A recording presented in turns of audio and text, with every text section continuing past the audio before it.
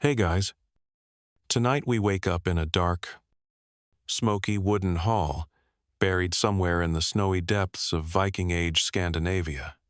Your breath fogs the icy air even indoors. Your fingers are already numb. And there's a high chance the frostbite has set in before breakfast. The thatch above your head is creaking under the weight of snow. Your neighbors are snoring through their beards. And a goat just coughed next to your ear. You're wearing layers of scratchy wool and still feel like an unloved popsicle. And the sun. Forget about it, it won't be back for weeks. You've landed in the middle of a Viking winter. And spoiler alert, you probably won't survive this. So, before you get comfortable, take a moment to like the video and subscribe, but only if you genuinely enjoy what I do here. And hey, drop your location and the local time in the comments. I'd love to know where and when you're watching from. Now, dim the lights. Maybe turn on a fan for that soft background hum. And let's ease into tonight's journey together. You stir from your straw bed, which is more accurately a freezing mat of frozen stalks and crushed lice. A crust of frost has formed on your eyebrows overnight, and you instinctively huddle deeper into your damp sheepskin. The longhouse is nearly pitch black, save for a dull red glow from embers half buried in ash. Someone's snoring like a dying walrus behind you. A child coughs wetly in the corner. It's another glorious morning in Viking winter. You sit up and immediately regret it. Your joints ache. Your nose is running. But you're too cold to wipe it. The smoky air scratches your throat like pine needles. You shuffle toward the hearth, stepping over feet, fur bundles, and at least one chicken. Your neighbor Ivar is curled up in what appears to be a pile of fermented hay and an old wedding cloak. A very warm goat is lying on top of him. Unbothered, you're in a longhouse, made mostly of timber and sod. The walls sealed with clay and moss. It leaks cold, like a colander leaks soup. The roof is low. The doors are drafty. And windows are well. There aren't any. Vikings weren't big on glass panes. Instead, daylight filters in through the smoke hole in the roof. When daylight exists, which right now it doesn't, you'll get maybe 3 hours of twilight today if you're lucky. The rest of the time, shadow. And not the cozy kind. You toss a few sticks onto the fire and blow until the embers flare. Sparks drift upward into the smoke hole and vanish. A good Viking hearth fire isn't just warm. It's life. Without it, your food freezes, your skin splits, and your livestock die. The hearth is your son now. Unfortunately, it also fills the room with so much smoke, you feel like a rack of salmon being cured alive. Vikings didn't have chimneys. The smoke just floated around until it escaped. Or didn't. Your lungs are going to have the texture of jerky by spring. Historians still argue whether Viking longhouses were built deliberately low and smoky to keep insects down, or whether it was just the best compromise they could manage. Either way, you cough like a consumptive raven and blink tears out of your eyes. Outside, the wind howls against the walls. You can hear snow crunching against itself as drifts shift and slide. Somewhere beyond the frozen fields is the fjord, but it might as well be on Mars. You haven't seen it in days. Travel, in winter, only if you're suicidal, or being chased by your enemies, or both. Even Norse sagas, those glorious tales of sea raids and adventure, usually skip past the winter parts. Why? Because nothing happens except slow freezing and slow rotting. Occasionally interrupted by indoor wrestling or dramatic goats. You open the supply chest and wince. The food situation is not great. There's a dried leg of something vaguely goat-like. Some fermented herring in a wooden barrel. A bag of frozen barley porridge that might double as a doorstop. You slice off a piece of smoked fish, chew it, and promptly gag. It's simultaneously too salty and not salty enough, with a texture best described as boot heel adjacent. The best part: this is your good food, out in the corners of the longhouse. The elderly are already awake, muttering rune prayers and complaining about their knees. One is whittling something out of bone. No one talks much in the mornings. The silence feels heavy, like the sky has slumped onto your shoulders and decided to stay a while. To entertain yourself, you glance at the firewood pile. It's alarmingly low. You know what that means: someone's going outside today. You look at your brother. He looks at you. You both sigh. The cold outside is less brisk and more instant bite of the void. Your breath freezes mid-air. The snow is waist-deep, and every step crunches like bone. Even the ravens have huddled somewhere smarter. You fumble with your mittens, really just stitched leather bags, and start gathering sticks. Careful not to wander too far. Everyone knows someone who vanished on a simple firewood trip. That's the thing about Viking winters. They don't kill you dramatically. They just wait for you to mess up once. You return victorious, with a pile of damp branches and numb fingers. As you warm them by the fire, you hear it, the high-pitched whine of wind squeezing through a crack in the wall. You stuff it with moss. The cold always finds a way in. Always. And while we're on the subject of in, let's talk about who else is living in here with you. The family goat. In. Chickens in. The cow. Definitely in. The cow's breath is warmer than yours. You're all cohabitating in this glorified barn. And you're not even the dominant species anymore. There's dung everywhere. Dried. Frozen. Occasionally steaming. No one's been outside to shovel it in days. You've stopped noticing the smell. Or maybe your nostrils are frozen shut. The days blur.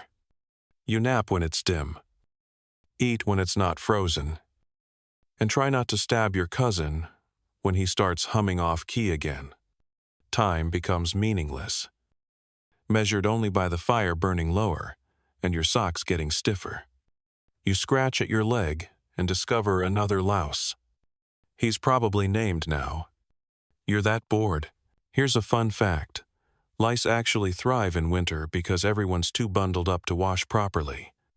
Historians even found combs from Viking graves still filled with ancient nits.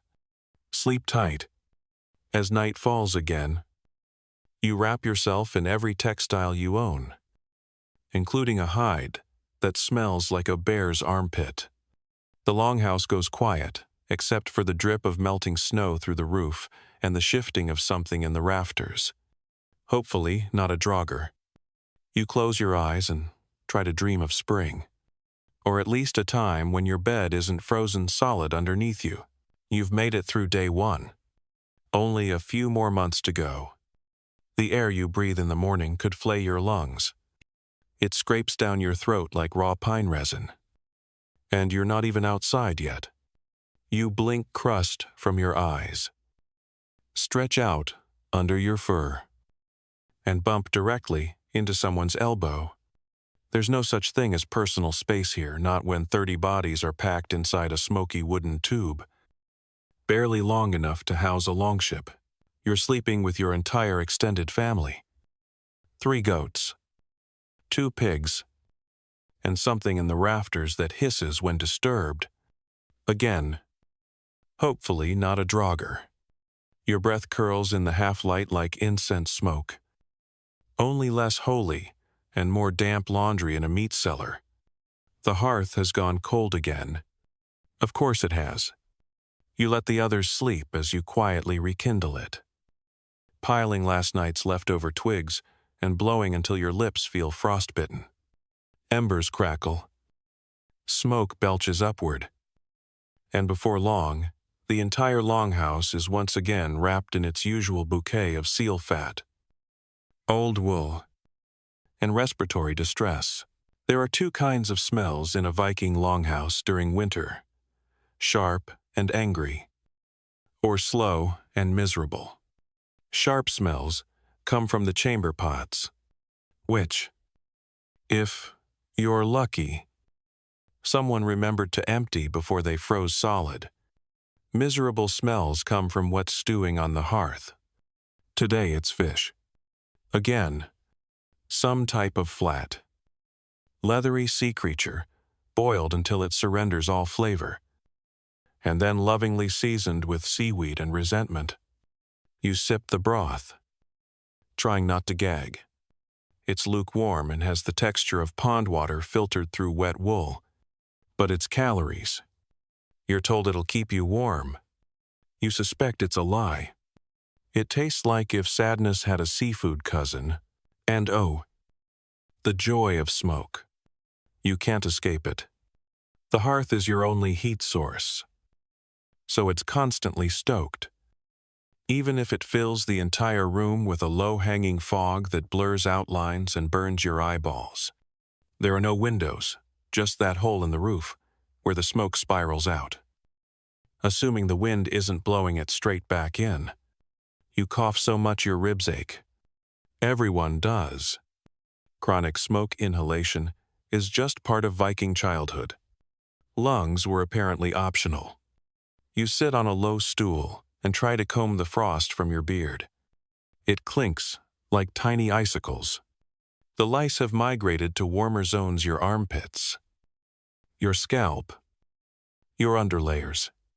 You mutter a curse to Odin and drop the comb into a wooden bowl of tepid water, only to realize your sister just used that to wash a goat's hoof. You throw on your outer layer, a stiff seal fur tunic crusted with yesterday's soup and possibly goat urine. It's fashionable, in that it prevents you from dying immediately when stepping outside. Your boots are stitched leather wrapped with wool rags. The laces are frozen solid. You stomp around the hearth for warmth, while your mother adds another strip of something suspicious to the morning stew. It's rabbit, she says. But there haven't been rabbits for months. Historians still argue whether Viking women were skilled at creative substitutions or just masters of lying through their teeth during food shortages. Your younger cousin toddles by, wearing nothing but a wool tunic and a runny nose. He's chewing on a wooden spoon like it owes him money. He sneezes directly onto your leg. Excellent. You try opening the front door, but it groans like an old man and doesn't budge. Snow's drifted against it again. You kick at it until a cascade of powder falls inward and wind slices across the floor like a Viking ghost screaming, "Close the door." You shut it quickly. The air outside smells cleaner. Yes, but also like death. You stare at the gap between door and jamb and stuff it with a wad of damp moss. Someone calls your name. It's time to tend to the animals inside. Because of course they're here. Every creature that isn't dead is crammed into your home, like it's Noah's Ark for creatures you plan to milk.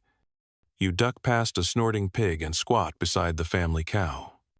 Her name is Frades, and she's developing a nasty cough, probably from the smoke.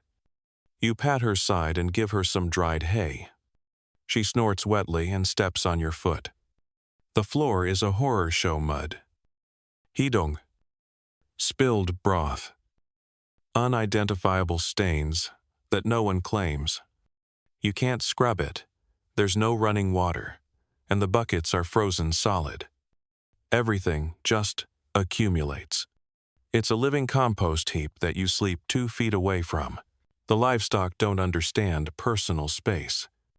The sheep have taken over your sleeping corner. One chicken now lays its eggs in your father's helmet, and your aunt has fashioned a type of sling so the goat can sleep suspended near the fire, like a furry lantern of judgment. Speaking of judgment, The house is starting to fray under the pressure. You see it in the way people snap over small things like stepping on each other's cloaks or chewing too loudly. Yesterday, two cousins nearly came to blows over a strip of dried turnip. Your uncle has started muttering about trolls in the beams. You're %% sure he's joking. But maybe not. The darkness does something to you. You're beginning to feel like time is melting. Morning and evening blur together. The concept of days becomes irrelevant. There's just the fire, and sleep, and scraping frozen stew off wooden bowls with knives that haven't been sharpened in weeks. To entertain yourselves. Someone proposes a story. You all gather by the hearth. Legs tangled. Smoke swirling. And listen to a tale about Thor drinking the ocean or Loki stealing something absurd. Everyone laughs. Then, your grandmother chimes in with a less delightful tale about the time her own cousin went mad during the winter of 2051 and tried to marry a wooden log shaped like a woman. She still keeps the log. For company, you glance at your hands. The skin is cracked, dry, and angry. You've been applying bear grease to the splits, which helps a little. One fingertip has turned purple. You wrap it in linen and mutter a small prayer. No one wants to amputate anything during winter, not because it's risky, but because there's no clean space to do it, unless you count the icy riverbank. And, honestly, you'd rather lose the whole hand than go down there again. The day winds down with more stew, more smoke, and the dull throb of existing in a constant state of almost frozen. Someone farts audibly in their sleep. No one flinches. You pull your wool blanket higher over your head and try to sleep despite the snorting, coughing, chewing, and faint scratching coming from the roof. Something is alive up there. Probably a squirrel. Possibly your ancestors judging you for complaining. You curl into a ball and try to imagine what it would feel like to be warm. Not just not cold, but actually warm. The concept is laughable. It's like imagining flight. You drift into shallow dreams of steaming baths, summer meadows, or possibly just falling face first into a freshly baked loaf of bread. Congratulations.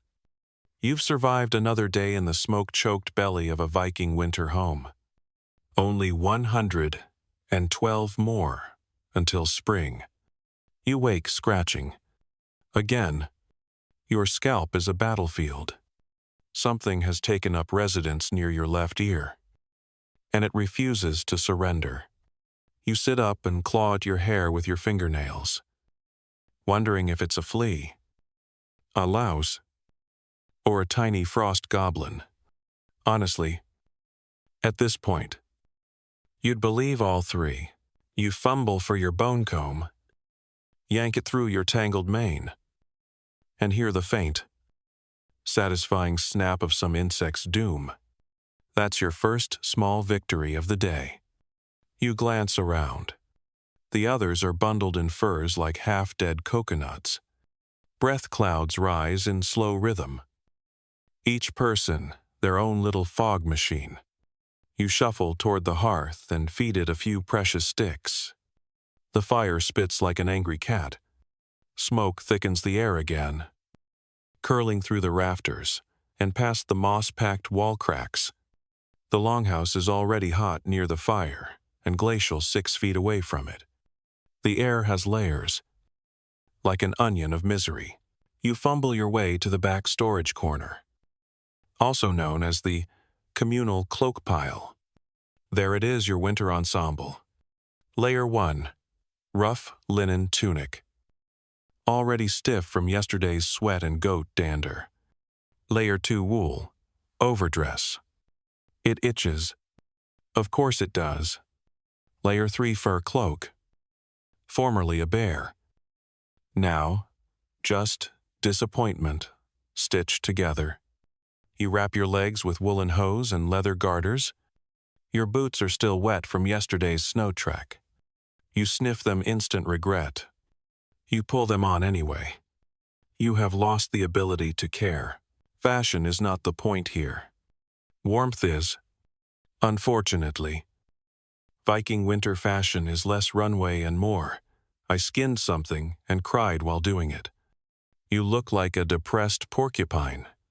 Somewhere across the hearth, your cousin is wrapping herself in seal leather, like a roll of fish sausage. You briefly envy her.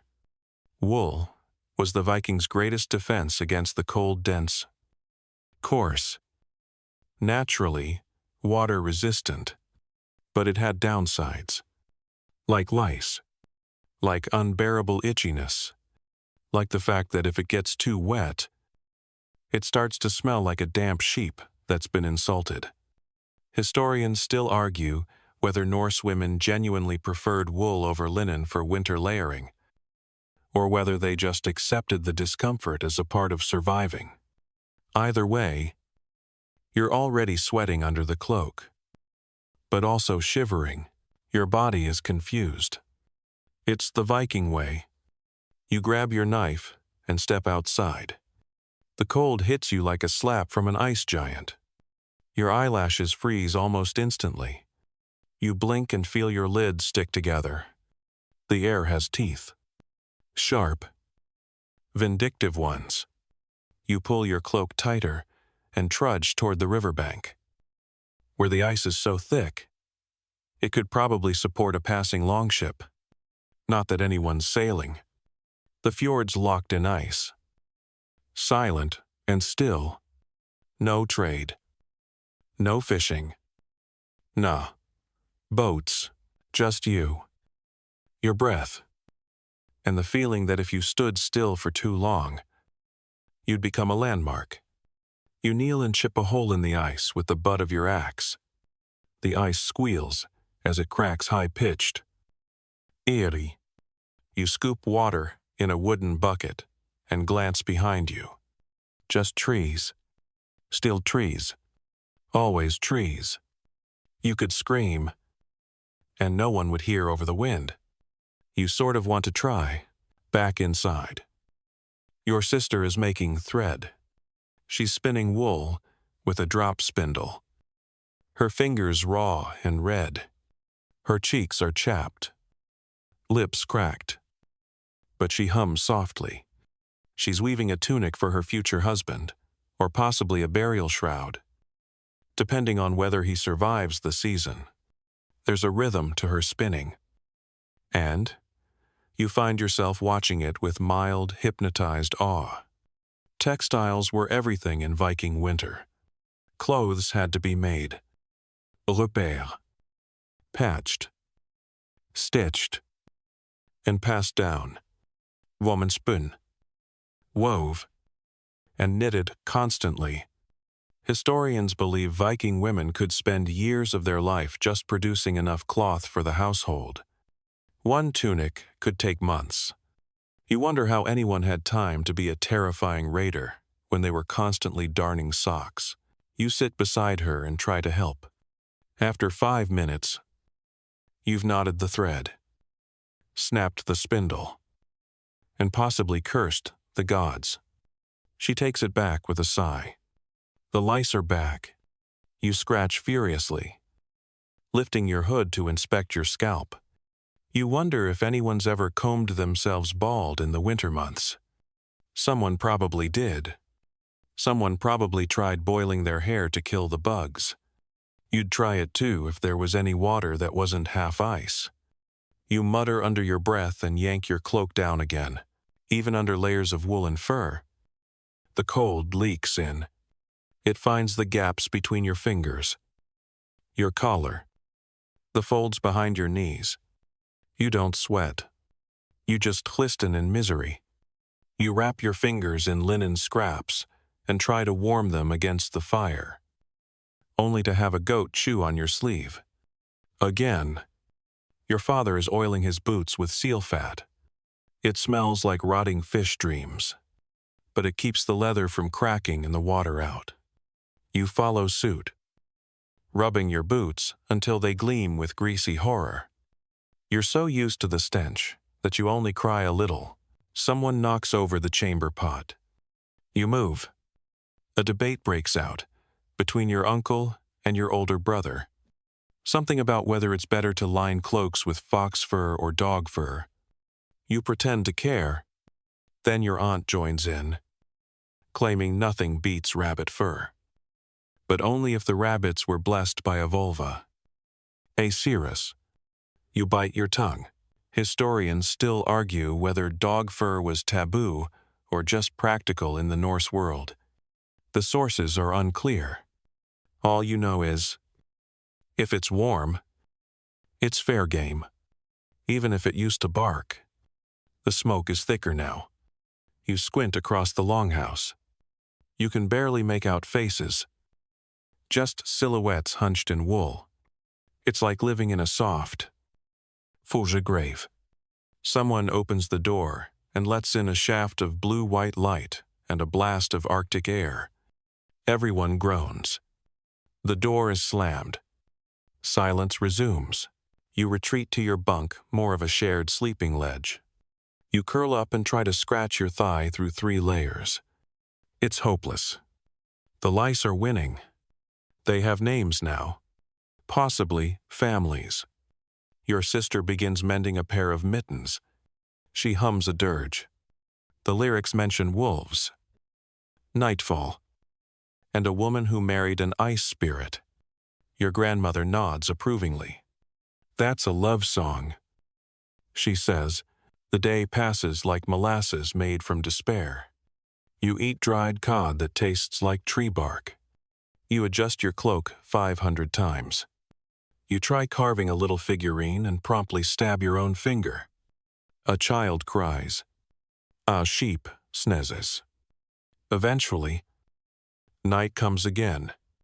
Or rather, it becomes slightly darker than it already was. You bury yourself in layers and close your eyes, mentally preparing for another morning of scratching and smoke. Outside, the wind whistles like it's laughing at you, somewhere in the dark. A louse rejoices. You need to go to the bathroom. You've needed to go for hours. But the thought of leaving your warmish pile of cloaks and sealskin to plunge into the black frozen abyss outside, absolutely not. You try negotiating with your bladder. It doesn't care. You wrap yourself like a hibernating animal, inch by inch, muttering every curse word your ancestors ever carved on a rune stone. The chamber pot is full. Of course it is. And frozen. You try not to think about the contents. Your cousin tried to chisel it out last night with a bone spoon and ended up spraying himself with icy doom. He's still sulking in a corner somewhere, probably traumatized for life. You decide to brave the outdoors.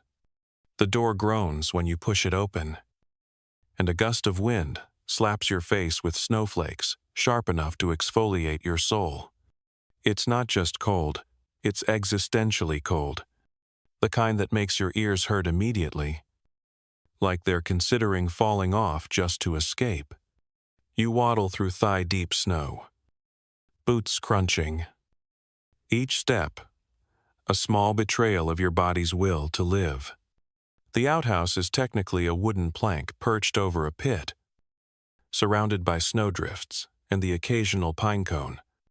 You reach it, fling open the half-frozen flap of fur that serves as a door, and lower yourself slowly, praying to every god you can name that nothing living is beneath you. Everything you touch is ice. You try not to scream. Vikings didn't have indoor plumbing. Obviously, what they had were pits, buckets, sometimes just flat stones with awkward holes carved in. You envy the Romans for their aqueducts and heated bathhouses. Right now, you'd sell your left boot for a functioning toilet seat that wasn't made of frost-kissed misery. Historians still argue whether wealthier Norse families had semi-sheltered latrine spaces inside longhouses You know one thing for sure. You are not wealthy. You finish up. Sprint back to the house like the snow has fangs. And slam the door behind you. The sudden return to warmth almost hurts. You strip off your outer layer and dive back into your fur nest. Shivering like you've been dipped in a fjord. Someone hands you a warm stone from the fire. You hug it like it's your dearest friend. It is. Soon enough, it's time for breakfast. Or what passes for it. You are handed a piece of dried fish. Probably herring. It's gray, slightly bendy, and smells like despair. You chew slowly, hoping your teeth won't break on a bone shard. Across from you, your brother is sucking on a piece of frozen butter like it's candy. He offers you some. You politely decline. Meals are functional now. Not joyful. Your family is running low on everything. The pickled vegetables are long gone. The barley bread is blackened and crumbly. The cheese gone weeks ago. What's left are dried meats, frozen gruel, and fermented this and that. Sometimes you gnaw on a leather strap for variety. The food shortage is normal. Every winter, families ration their supplies down to the final dried onion or lump of seal fat.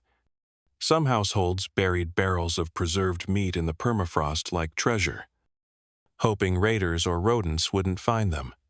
You once dug one up and found it crawling with beetles. You still ate it. The hearth smells faintly of burned bone and overcooked porridge. Someone drops a ladle and curses in Old Norse. A toddler yells for no reason. Your uncle tries to cheer people up by recounting the time he caught a fish with his bare hands during a blizzard. No one believes him. He adds details. A walrus gets involved. Still no believers. You decide to get some air. Not the outhouse kind. Just movement.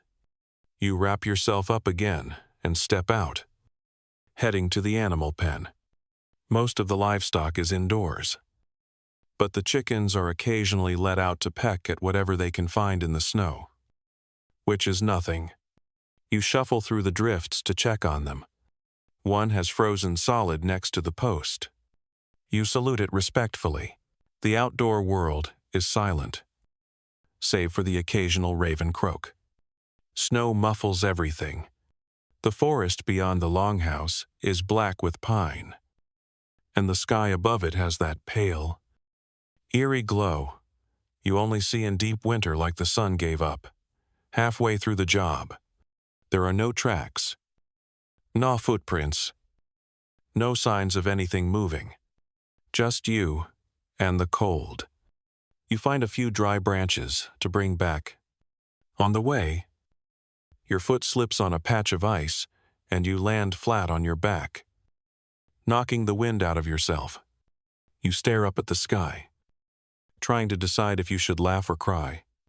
A snowflake lands on your eyelash and stays there. You let it melt.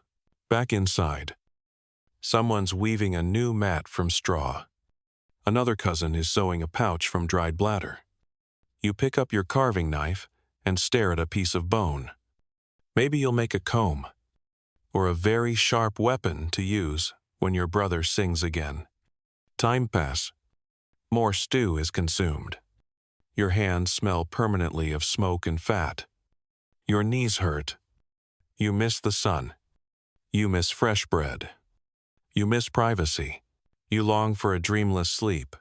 But tonight, there's a draft.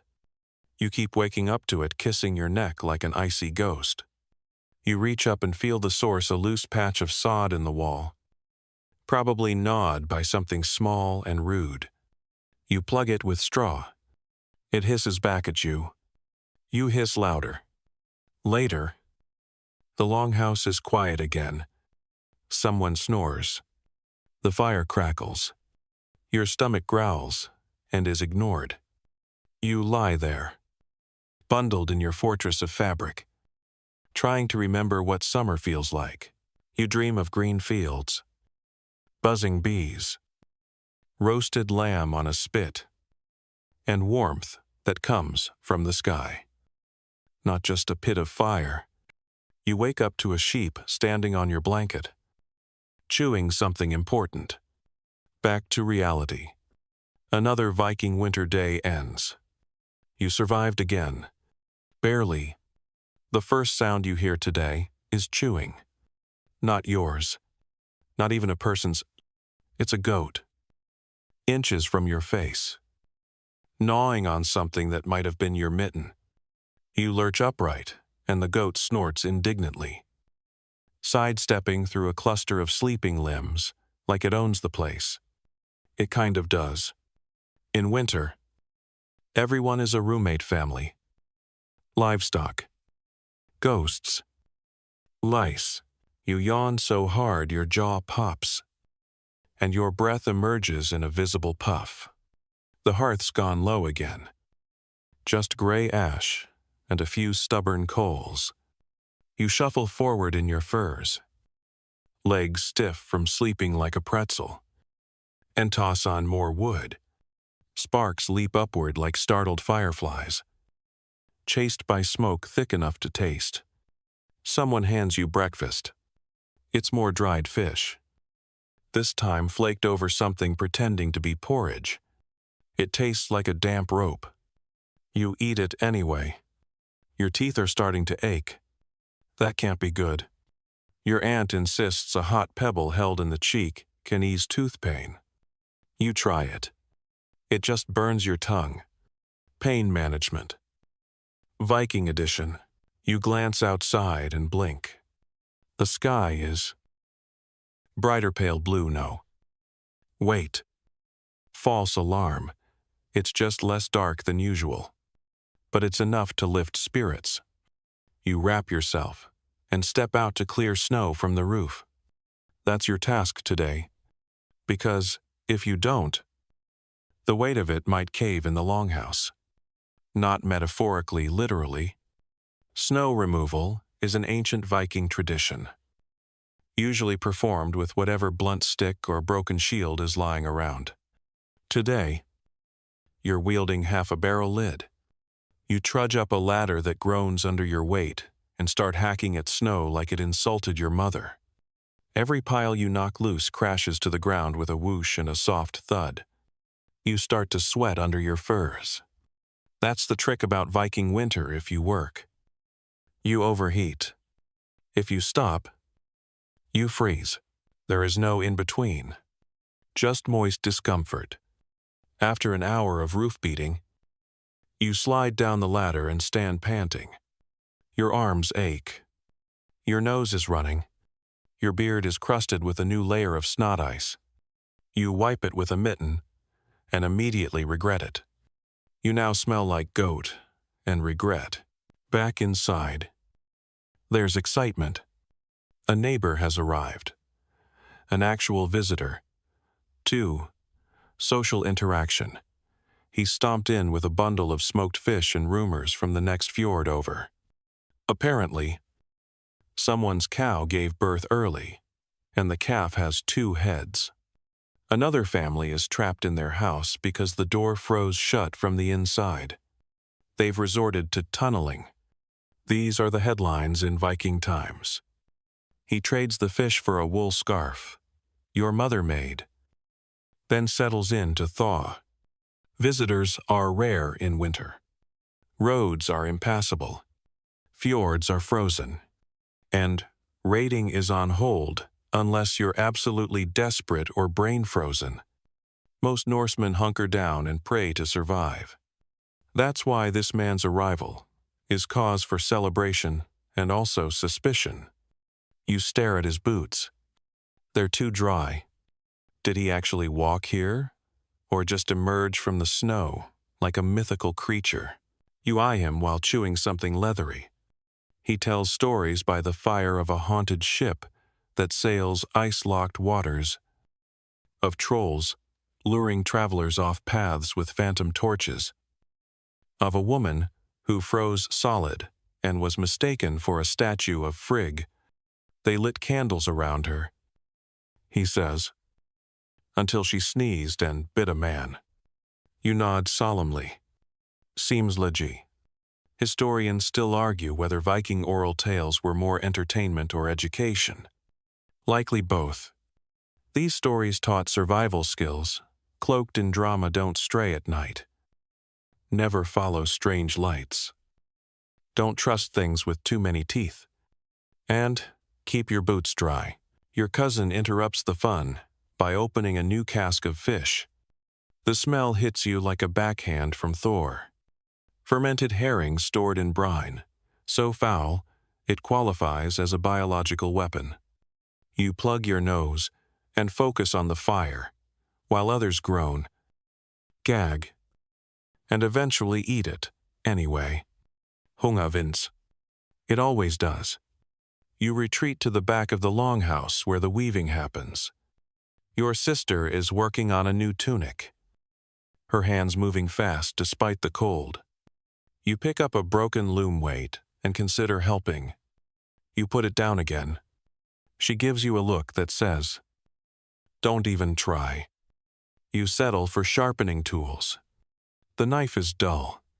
So is the axe. You slide the blade across a whetstone. Slowly, rhythmically, pretending this is useful. It is. Technically, tools dull faster in winter. Everything does. Edges, tempers, spirits. Your brother calls you over to help reinforce a section of the wall where the moss stuffings come loose. Cold wind slithers through the gap like a sneaky serpent. You jam more moss in, then smear it with a mix of mud and fat. It smells awful, but seals like magic. Viking insulation is gross but effective. Evening creeps in without anyone noticing. Light dims from dim to non-existent. You light a rush candle made from sheep fat and straw. It sputters and smokes, throwing shadows like dancing ghosts. You lie back on your sleeping mat and try not to listen to your uncle's sinuses whistling through the night. The goat is chewing again. Probably your boot this time. You reflect, not for the first time, on how different your life would be if you lived somewhere warm, somewhere with sun and toilets. But instead, you are here, in the land of ice and coughs, chewing fermented trout, jerky, and sleeping next to livestock that smells like a wet rug. A draft creeps down your spine. You pull your cloak tighter, mutter a curse at the cold, and try to sleep. Another day, another fishy breakfast and frozen bathroom journey await. You wake up with the sense that something's different. Not better, never better, but definitely different. The usual goat is snoring next to your ear. The hearth still crackles weakly, and you're still wearing the same wool tunic that now smells vaguely like rancid cheese. But the air feels wrong, still, suspended. You listen carefully. No birds, no wind, no creaking branches. That's when it hits you the fjord must have frozen.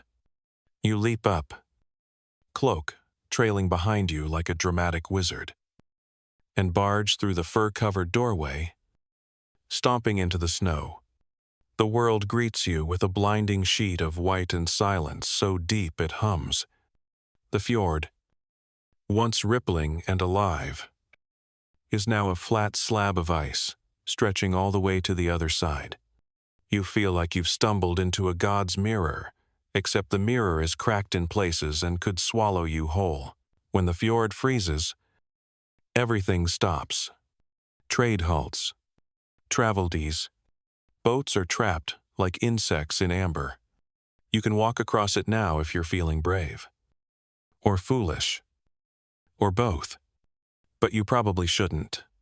Not unless you want to fall through and vanish under a lid of ice so thick, even Odin couldn't fish you out. You step tentatively toward the edge. The ice crunches beneath your boots, moaning softly. You throw a rock onto the surface and wait. A faint echo returns. It holds. For now, this is a problem. A frozen fjord means isolation. The supply boat that sometimes comes with salt, dried apples, and messages from your weird cousins across the strait. Not coming. That neighbor who always shows up with gossip and semi-fresh cheese, also not coming.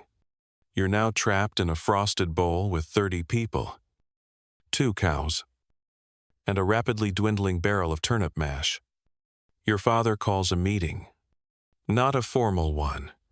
Just everyone yelling in the smoky main room, until someone yells louder. The consensus is clear, ration tighter. No traveling alone. And, for the love of Thor, don't try skating across the ice again. The last time someone did that, they had to be fished out using a fishing net and a very long pole. Their beard froze in a shape that still talked about. You return to your seat by the fire, staring into the coals like they might offer a solution. They don't. But they're warm. Mostly, you chew a chunk of something that claims to be smoked fish.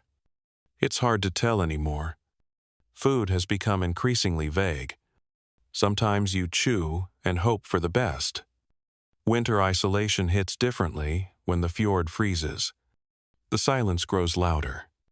The world feels smaller. You start watching the same crack in the wall just to see if it shifts. Spoiler, it doesn't. You and your family begin inventing new forms of entertainment, like counting how many times your uncle clears his throat in one day. Yesterday's record was 73. You find yourself becoming weirdly obsessed with the ice. You sneak outside in the morning and just stare at it. Sometimes you throw things onto it. Sticks. Bones. A slipper. Once. A screaming chicken. They all slide away into the horizon like bad thoughts. You feel a strange thrill watching them vanish. Your younger cousins take to ice racing, which involves pushing each other across the slick surface on a stolen door plank. This results in bruises, laughter, and one mild concussion. You pretend to scold them while hiding a smile. At least they're moving. Inside, the longhouse becomes even more of a pressure cooker. Your sister starts embroidering ominous images onto cloth wolves, circling huts, strange, swirling suns, boats caught in ice. She says it's just for fun. You're not convinced. Historians still argue whether Norse art took a darker turn during winter months due to emotional strain or spiritual symbolism. You've seen enough of your sister's work to vote for emotional unraveling expressed through thread. You spend part of the day shoveling snow off the roof again. It's like brushing dandruff off a corpse, it always comes back. And it never feels satisfying. The wind has returned too, sliding through the cracks and whispering like a jealous ex. You plug gaps with straw, animal fat, and your hopes. At one point, you look out and see something moving across the ice, a dark shape, limping slowly. You alert your father, who squints for a long time and mutters, "Just a deer." Probably. You're not convinced. You keep watching. It disappears behind a drift and never reappears.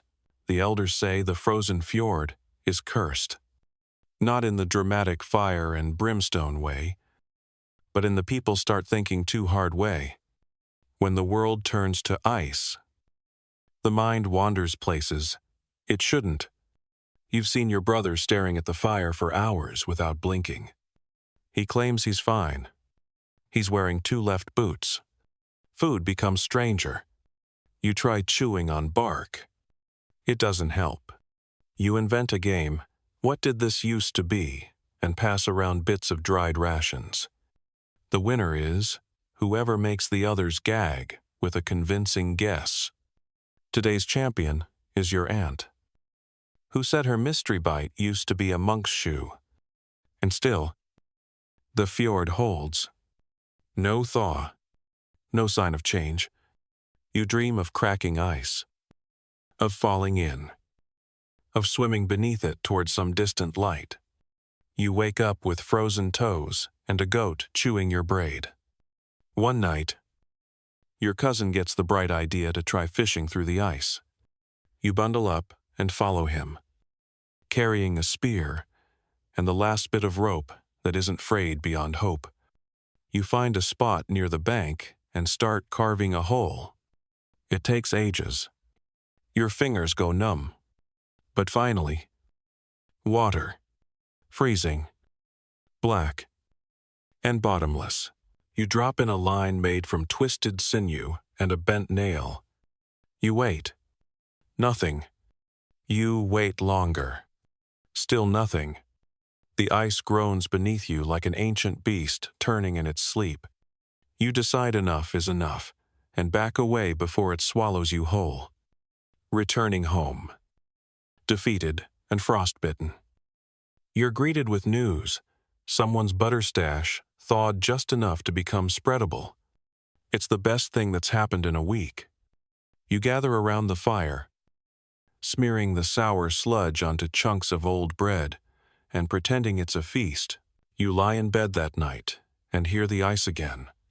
Not directly, but, in your mind, you feel its stillness pressing down, muting the world, turning your thoughts slow and strange. You wonder if spring will ever come. You wonder if, when it does, you'll even remember what color the grass is. Another day locked in place. Another night, under fur and fear. Another tally scratched onto the bone beside your sleeping mat. The children are already screaming. Not in a terrifying way, just their usual high-pitched, barely surviving in winter chaos. You open one eye and see 3 of them running laps around the hearth, draped in scraps of fur like tiny berserkers. One's holding a stick and shouting something about Thor's hammer. Another is trying to climb the side of the grain barrel. You groan and pull your cloak over your face, pretending you still live in a Keter universe. It doesn't work. Being stuck indoors with Viking children during winter is like babysitting wild weasels inside a barrel. With fire and snow, they don't walk, they skitter. They don't talk, they shriek. They don't play, they invent games that involve breaking things and then pretending those things were always broken. You drag yourself up and immediately trip on a carved wooden pig someone left beside your mat. You curse softly as your knee cracks.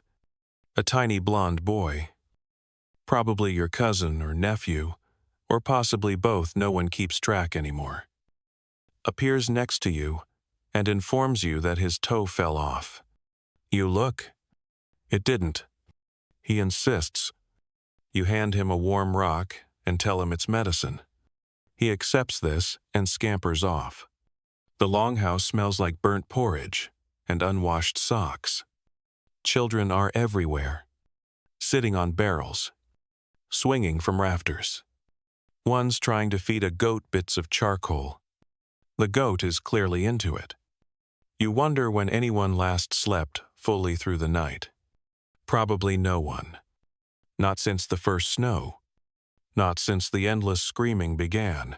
You remember that in summer, these same children were running through the fields, chasing chickens, laughing in the sun. Now, they have matching sets of frost-nipped fingers and noses that never stop running. Their toys consist of carved bone figures. Pebbles, they insist, are magic. And a rag doll that looks like it was cursed by 3 witches and a raccoon. Your aunt has had enough. She claps her hands and yells, "Quiet." Silence doesn't follow, just a temporary drop in volume, while the children assess whether she means it this time. She does. She assigns chores. One kid gets firewood duty. One has to de-lice the bedding. Another is tasked with not touching anything for an hour. That one cries. You applaud. Raising children in Viking winter isn't parenting. It's survival training. These kids learn fast. By age 5, they can start fires, patch cloaks, and skin small animals.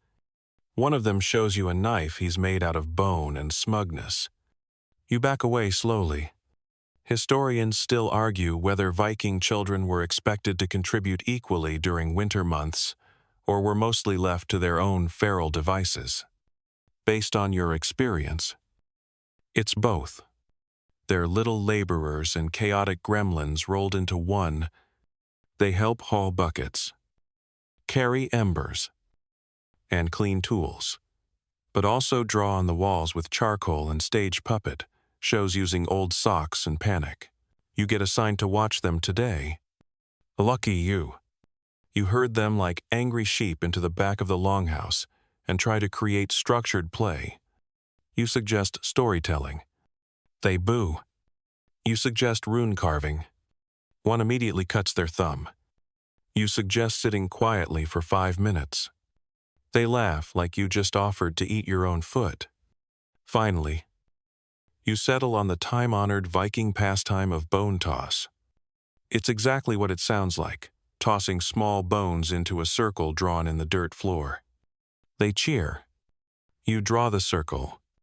Within minutes, it devolves into arguing, shoving, and accusations of cheating. You let it happen. That's still technically babysitting. Your grandmother gets involved. She starts telling them stories about the old days when giants still walked the land, when the mountains talked, when wolves wore human skins and wandered into homes during storms. The kids are rapt. You're unnerved. She ends one story by pointing directly at the shadows near the rafters and whispering, "That's where the Jotnar hide." One child starts crying. You mouth, "Thanks," at her. She winks. Mealtime is worse. Feeding Viking children during winter is like offering scraps to starving gulls. They swarm. They grab. They spill everything. One of them insists their porridge has a bug in it. Another demands more honey, which hasn't existed in your house since October. You distract them with pickled herring, and they accept it like it's candy. Their standards are incredibly low. After lunch, Shaus, Hizumis. One kid falls into the fire pit only slightly. Another pees, too close to the sleeping mats. And 2 get into a slap fight over a deer antler. You separate them with a blanket and threats of being made to polish goat hooves. It's not an actual chore, but they don't know that. You try to teach one of the quieter kids how to mend a torn mitten. She does well until the needle breaks. And then she calmly eats part of the thread. You decide to take a break. You sit by the door, letting in a thin shaft of light and cold, and breathe deeply. The air is sharp, but it doesn't smell like feet. So that's progress, eventually. Night falls. Not that you notice. It's just slightly darker than usual.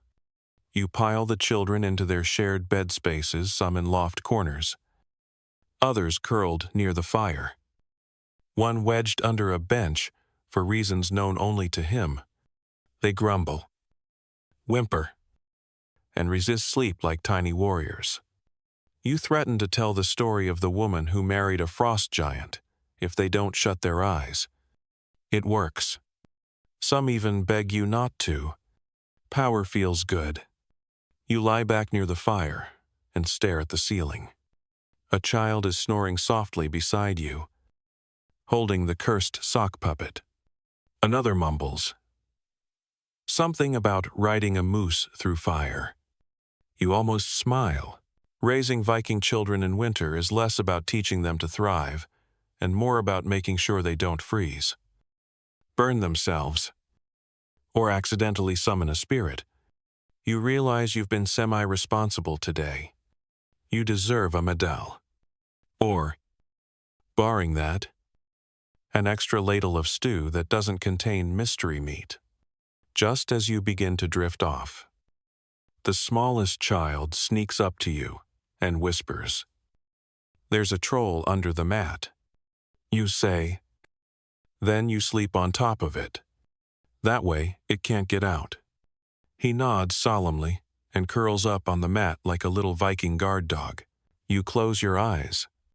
If there is a troll under there, it can wait until morning.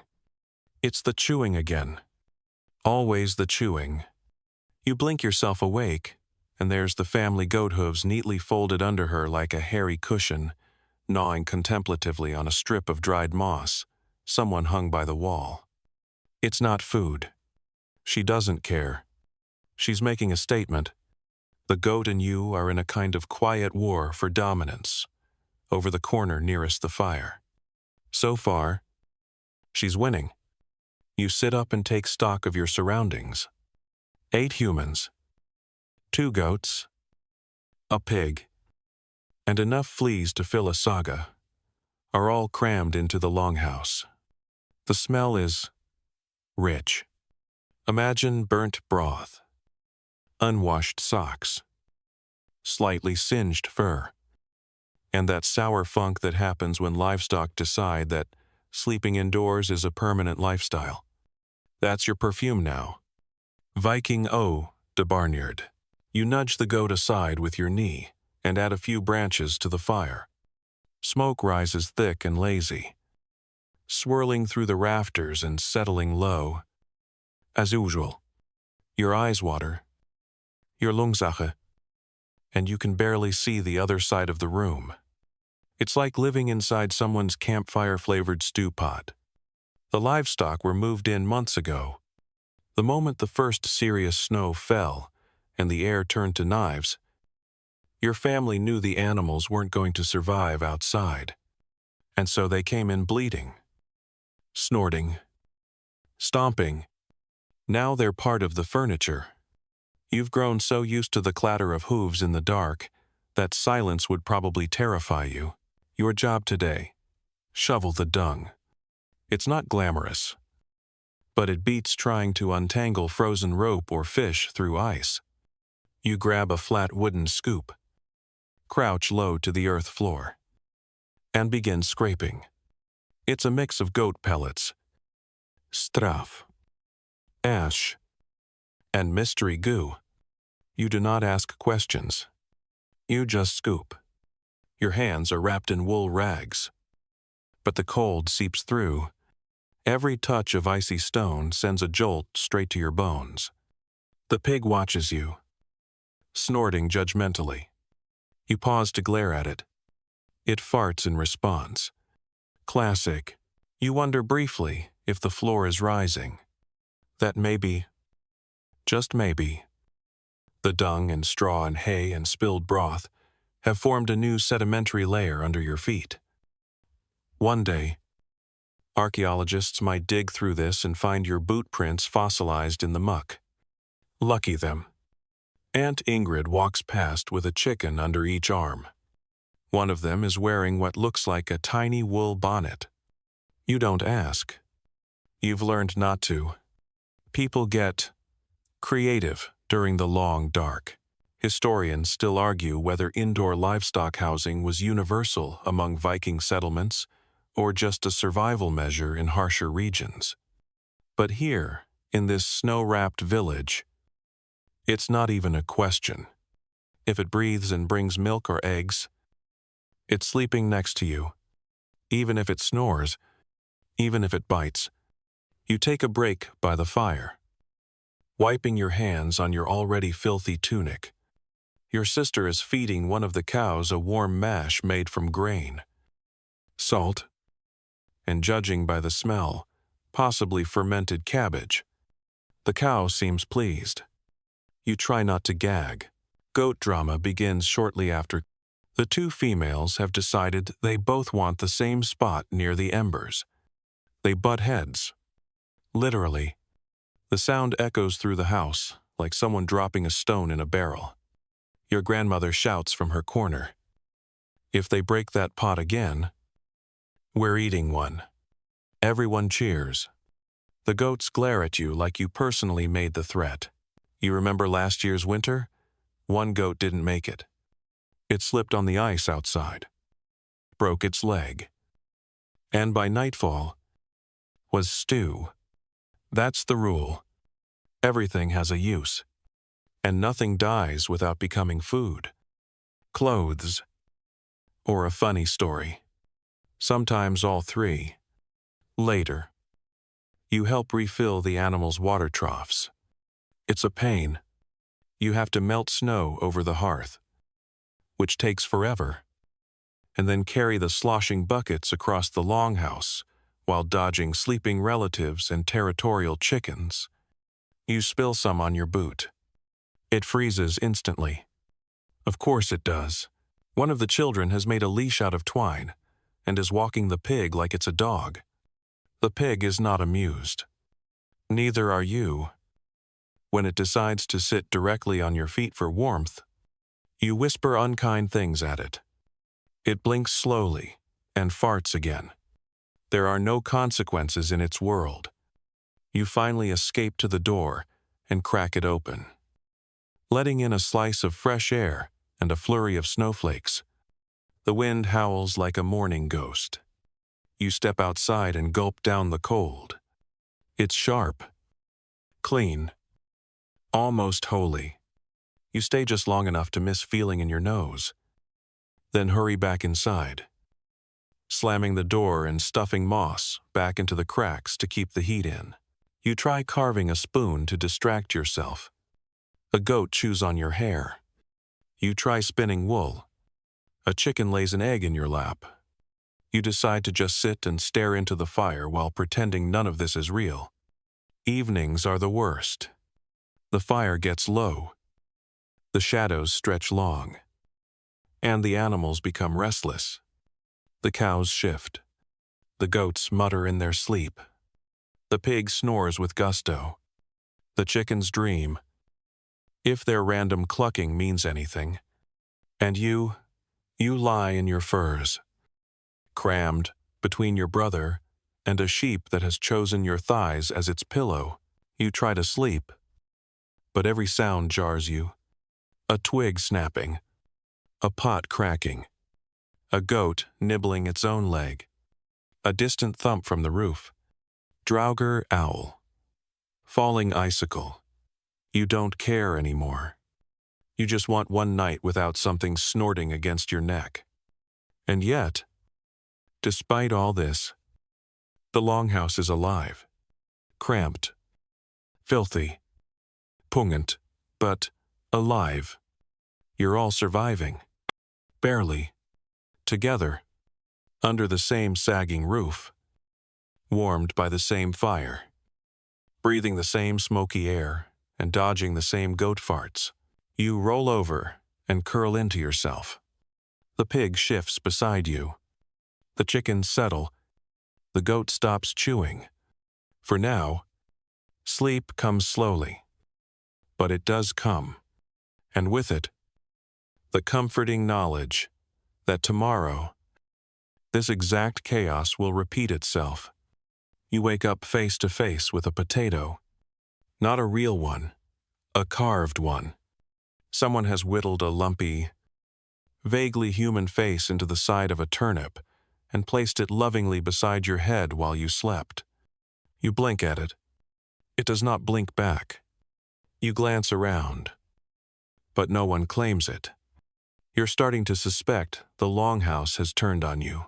It's not just the carved root vegetables. It's the way people talk to the fire now. Or how your uncle keeps humming the same 3 notes over and over while staring at the rafters. Your grandmother is embroidering skulls into everything. Tunics, mittens, goat blankets. She says it's for protection. You suspect it's because she's bored out of her ancient mind. Boredom is the true enemy now. The cold you can endure, the hunger manageable, the screaming children, the farting goats, the mildew, the occasional mouse fight under the floorboards. You've survived it all. But boredom is a creeping madness. It slides into your brain, like smoke, and curls up in the corners, whispering stupid ideas. Today, your cousin decides he's going to build a puppet theater, using socks and bones. He puts on a show about Loki stealing a giant's mitten and accidentally marrying a sheep. Everyone laughs far too hard. You clap politely and wonder if you're the only one who still has a grip on reality. You aren't, because by midday, your aunt is chanting to a rock. Not just any rock. A flat, round one she's decided resembles Freyja's face. She's asking it for advice on whether she should rebraid her hair. The rock is silent. She takes that as a yes. Your brother starts carving runes into the wall. Nothing unusual there, except he's doing it with his teeth. You ask why. He says it feels closer to the gods. You back away slowly and go check on the chickens. They're quiet, which means they're either plotting something or frozen again. Historians still argue whether winter-induced madness was a documented cultural phenomenon or just something we've projected onto Norse society after reading one too many sagas. But you're living it. Right now. In real time. And it's not poetic, it's weird. Everyone is weird. You try to stay grounded. You work. You spin wool. You whittle. You scrub pots until your knuckles bleed. You recite sagas under your breath just to hear something familiar. But the hours drag. The days blend. The walls close in. So you do what any sensible Viking does when teetering on the edge of mental collapse. You bake. Not with actual ingredients. Of course. You don't have flour. Or yeast. Or really anything that would go in bread. But you do have pine bark. A little leftover barley mash. An imagination. You mix them into a horrifying dough. Shape it into a flat disc. And roast it on a hot stone. It tastes like tree sadness. But everyone agrees. It's the best thing they've eaten all week. Someone starts crying after the second bite. You pretend not to notice. Later, you catch your little cousin whispering to a carved wooden horse. She says he tells her secrets about the forest. You ask what secrets. She says, the trees are listening. You believe her.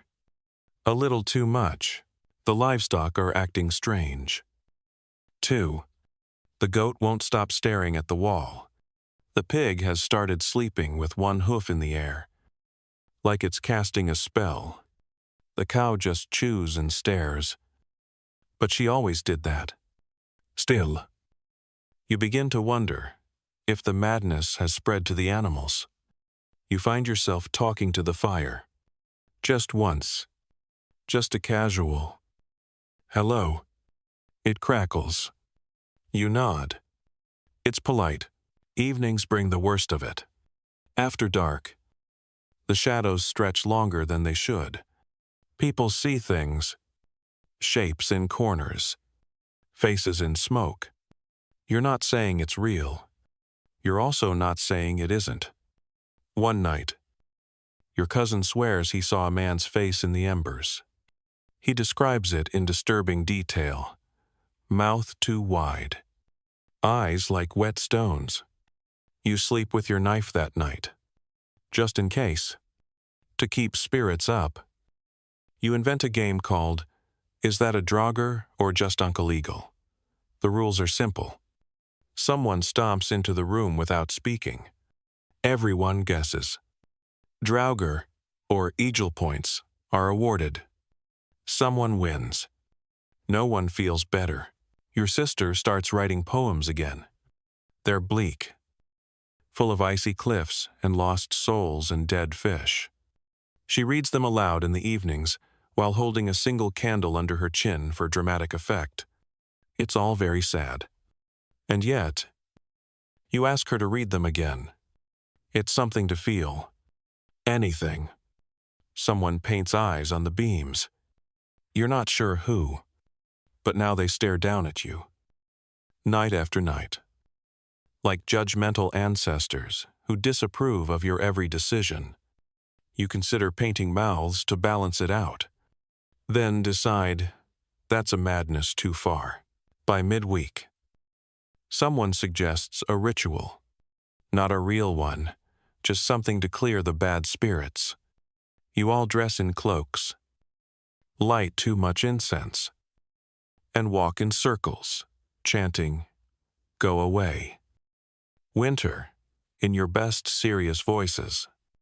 It works about as well as yelling at snow. But afterwards, you all laugh. Real laughter. Loud. Ugly. Cathartic laughter. And that's something. You sleep better that night. The goat curls beside you, finally chewing something other than your hair. The pig snores like a beast possessed. Your brother mutters in his sleep. Something about apples and axes. You hug your threadbare cloak tighter and breathe in smoke and wool and maybe just a bit of hope. Tomorrow, someone will invent a new game, or build a harp out of bones, or declare their love for a log with a particularly handsome knot. And you'll support it, because it means they're still here, still weird, still surviving. And honestly, so are you. You wake to the sound of yelling. Not the usual toddler was bitten by a chicken yelling. This is outdoors, yelling the kind muffled by snow, but sharp enough to make you sit bolt upright under your goat-scented cloak. You throw on your boots. Grab your axe, because of course, there's always an axe nearby, and push through the fur flap of the longhouse into the blinding white. It's your neighbor. His beard is frozen into one majestic, angry icicle. He's standing near your family's goat pen, holding a stick in one hand and what appears to be a turnip in the other. The snow around him is churned up with frantic footprints. There's a chicken loose. It's his, or maybe yours. No one remembers anymore. It's clucking like it's just seen Odin and is running for its afterlife. You trudge toward the commotion as other members of the household poke their heads out. Your father arrives with his belt half done, clearly not ready for a diplomatic chicken incident before breakfast. Turns out, the neighbor thought your family had stolen his remaining poultry. In truth, your brother tried to barter for it last week using 2 cracked combs and a piece of smoked eel. The deal was never finalized. But the chicken wandered over anyway and made itself at home. Now it's laying eggs in your goat's hay. And diplomacy is needed. Voices rise. Hands gesture. Someone accidentally smacks the neighbor in the chest with a mitten. You prepare for a brawl over poultry. A proper Viking feud over a single, miserable, half-frozen hen. But then your grandmother steps out. She doesn't yell. She doesn't wave her arms. She simply walks forward with a bowl of warm porridge and offers it to the neighbor. He pauses, stares, then takes it, sits down in the snow, and begins eating with the intensity of a man chewing through both calories and embarrassment. Crisis averted. Feuds were common in Viking society, especially in winter. When cabin fever mixed with hunger and ego, historians still argue whether these household quarrels were the origin of certain formal duel traditions or simply the natural result of months spent stewing in a room full of farts and bad decisions. Either way, you just watched your family nearly go to war over a bird. Later that day, a few brave souls suggest a raid. Not the glorious. Sail across the sea. Kind. This is a winter raid on a neighboring farmstead, just a short trek through the woods. It's not for gold or honor. It's for turnips. You are, of course, volunteered to go. You wrap up in every stitch of wool you own. Tighten your cloak. And grab your axe. Not that you plan to swing it, but it's winter. And one never knows when you'll need to chop wood. Defend against wolves. Or make a statement about your worth as a Viking. Your party of 6 trudges through knee-deep snow. The sun is already low in the sky, casting long shadows from crooked pines. Every breath you exhale turns into fog, and your beard stiffens into a cluster of icicles. One man slips on a frozen root and vanishes into a drift with a muffled curse. You pull him out and keep walking. The farmstead is quiet. Too quiet. You fan out, approaching like a squad of extremely under-caffeinated raiders. There's no movement, just frost-covered fences and a barn door swinging in the wind. The door creaks open. Inside, you find the prize, half a barrel of turnips. A miracle. Someone hisses. Grab them and run. Then comes the chicken. Yes, another chicken. It squawks from the rafters like it's sounding the alarm. You panic. Someone knocks over a bucket. Another yells, "Just take the turnips." A third slips on ice and belly slides out the door like a seal in a tunic. You grab what you can, 3 turnips, and an apple that may or may not be a rock, and sprint after the others. Behind you, the chicken continues its song of chaos. No one follows. Apparently, the farm was abandoned weeks ago, but you feel victorious anyway. You return to the longhouse in a flurry of cold limbs and frozen eyebrows. Everyone gathers around to see the loot. The apple is, in fact, a rock. But the turnips are real. They go straight into the stew.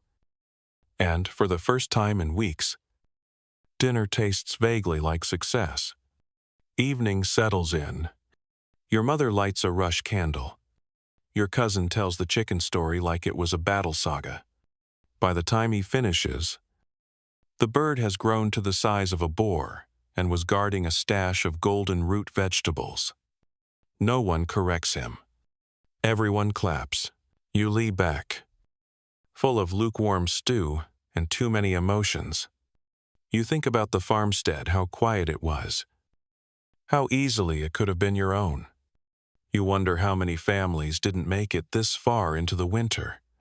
Some simply vanished. Snow-covered roofs caved in. Fires went out. Food ran low. One slip. One frozen bucket of water too far to reach. And that was it. You realize, uncomfortably, that your longhouse is just one twist of fate away from the same silence, but not tonight. Tonight, the hearth still glows. The goats are snoring. The pig is dreaming, twitching its hoof against your knee. Your sister hums as she spins wool. And someone is telling a joke about Loki losing his trousers. You listen to the laughter and let it settle over you like a blanket. For now, you're alive. Your people are fed. And no one has declared another chicken war. That's enough. You're not sure what time it is when you wake. But the longhouse is pitch black and bitter cold. The fire's gone out. Not just low gone. You sit up, heart skipping, breath catching in the sharp air. Around you, sleeping bodies shift and grunt. Kloaksrustling. Somewhere, a child whimpers in their sleep. You stumble to your feet and crawl toward the hearth, hands groping along the stone edge. Your breath fogging into small clouds that instantly freeze on your mustache. You scrape ash aside, searching for a spark. Nothing. The last embers are dead. You mutter a prayer to Thor, god of thunder, and, as of tonight, emergency fire starting, and reach for the tinderbox. It's damp. Of course it's damp. Everything is damp. Your fingers tremble as you strike flint to steel again and again until, Finally, a spark catches on dry birch bark. You blow, gently, then frantically, until it smolders to life. A flicker, a flame, a tiny miracle. You nurse it like it's your firstborn. Feed it splinters, then tweaks, then dry moss. The glow grows, and warmth creeps outward. Slow and shy. Someone behind you sighs. The air thickens with relief. Losing the fire is dangerous. More than just discomfort, it means frostbite. Frozen toes. Dead animals. Dead people. Fire is life. Fire is sanity. Fire is everything.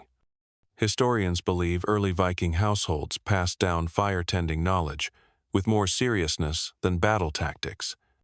After all, your sword won't cook your turnips or keep your intestines from freezing inside you. As the flames rise, the longhouse slowly stirs. Shapes shuffle into view. Your father grunts awake. Your aunt throws on her cloak and starts reheating last night's stew. Someone starts coughing a familiar, chesty hack that rattles the boards. It's your cousin again. He's been sick for weeks. No one says it out loud. But everyone's thinking the same thing. It's not getting better. You lean over him, placing a hand on his forehead. It's blazing. His eyes are glassy. He mutters something incoherent, then slips back into a shallow, rasping sleep. Your grandmother shuffles over with a pouch of herbs and mosses, muttering about lung rot and hot stones. You help prepare a poultice dried juniper. Old honey, lichen steeped in warm water. It smells like hope and wet bark. There's no healer nearby. The closest one lives 2 valleys away. And even if you could reach them, there's no way they'd travel in this weather, which means you rely on what you have: moss, boiled roots, and stories passed down from women who swore frog skin cured fevers. You give him the tea. He chokes it down. No one knows if it helps. You just pretend it does. Your sister weaves quietly by the fire, hands moving in practiced rhythm. She's making another shroud. No one says it's for him. But everyone knows. Just in case. Always, just in case. By midday, the mood is subdued. No one sings. Even the children are quieter, playing with carved wooden horses in silence. You try to distract yourself by mending tools, but your mind keeps drifting to the sickbed in the corner. Every time he coughs, people flinch. The pig hasn't moved from his side. It knows. Animals always know. To lift spirits, your uncle suggests a story. He stands, clears his throat, and begins reciting a saga half remembered, half invented. It's about a man who wrestled a mountain and lost, but only slightly. There are talking wolves, enchanted snowflakes, and a fish that grants wishes but only in rhyme. It makes no sense. But everyone listens, because listening means not thinking about what's happening 10 feet away. That night, your cousin's fever breaks, or maybe just settles. He sleeps deeper. His breathing eases. People start to hope again. You collapse beside the fire, exhausted, the memory of last night's dead hearth still raw in your chest. But the gods aren't finished with you, because sometime after midnight, the well freezes. You discover this while fetching water for your mother. The bucket hits something solid. You lower your hand ice. Thick, unbreakable, and mocking. You try chipping at it with the ladle. Nothing. You try the axe. Still nothing. The well is sealed. Water is now rationed. Melted snow helps. But it's slow, inefficient, and full of debris. You spend hours boiling it down. Every drop counts. The animals need it. The sick need it. You need it. Your father sends you to the river with a sled and a pick. Chip off a few chunks. He says, "Don't fall in." Comforting, the journey to the river is a quiet horror. The forest stands tall and still, branches draped in heavy white promise. Every step crunches. Your breath is loud, too loud. You glance behind you often. You don't know why. It just feels like something's following.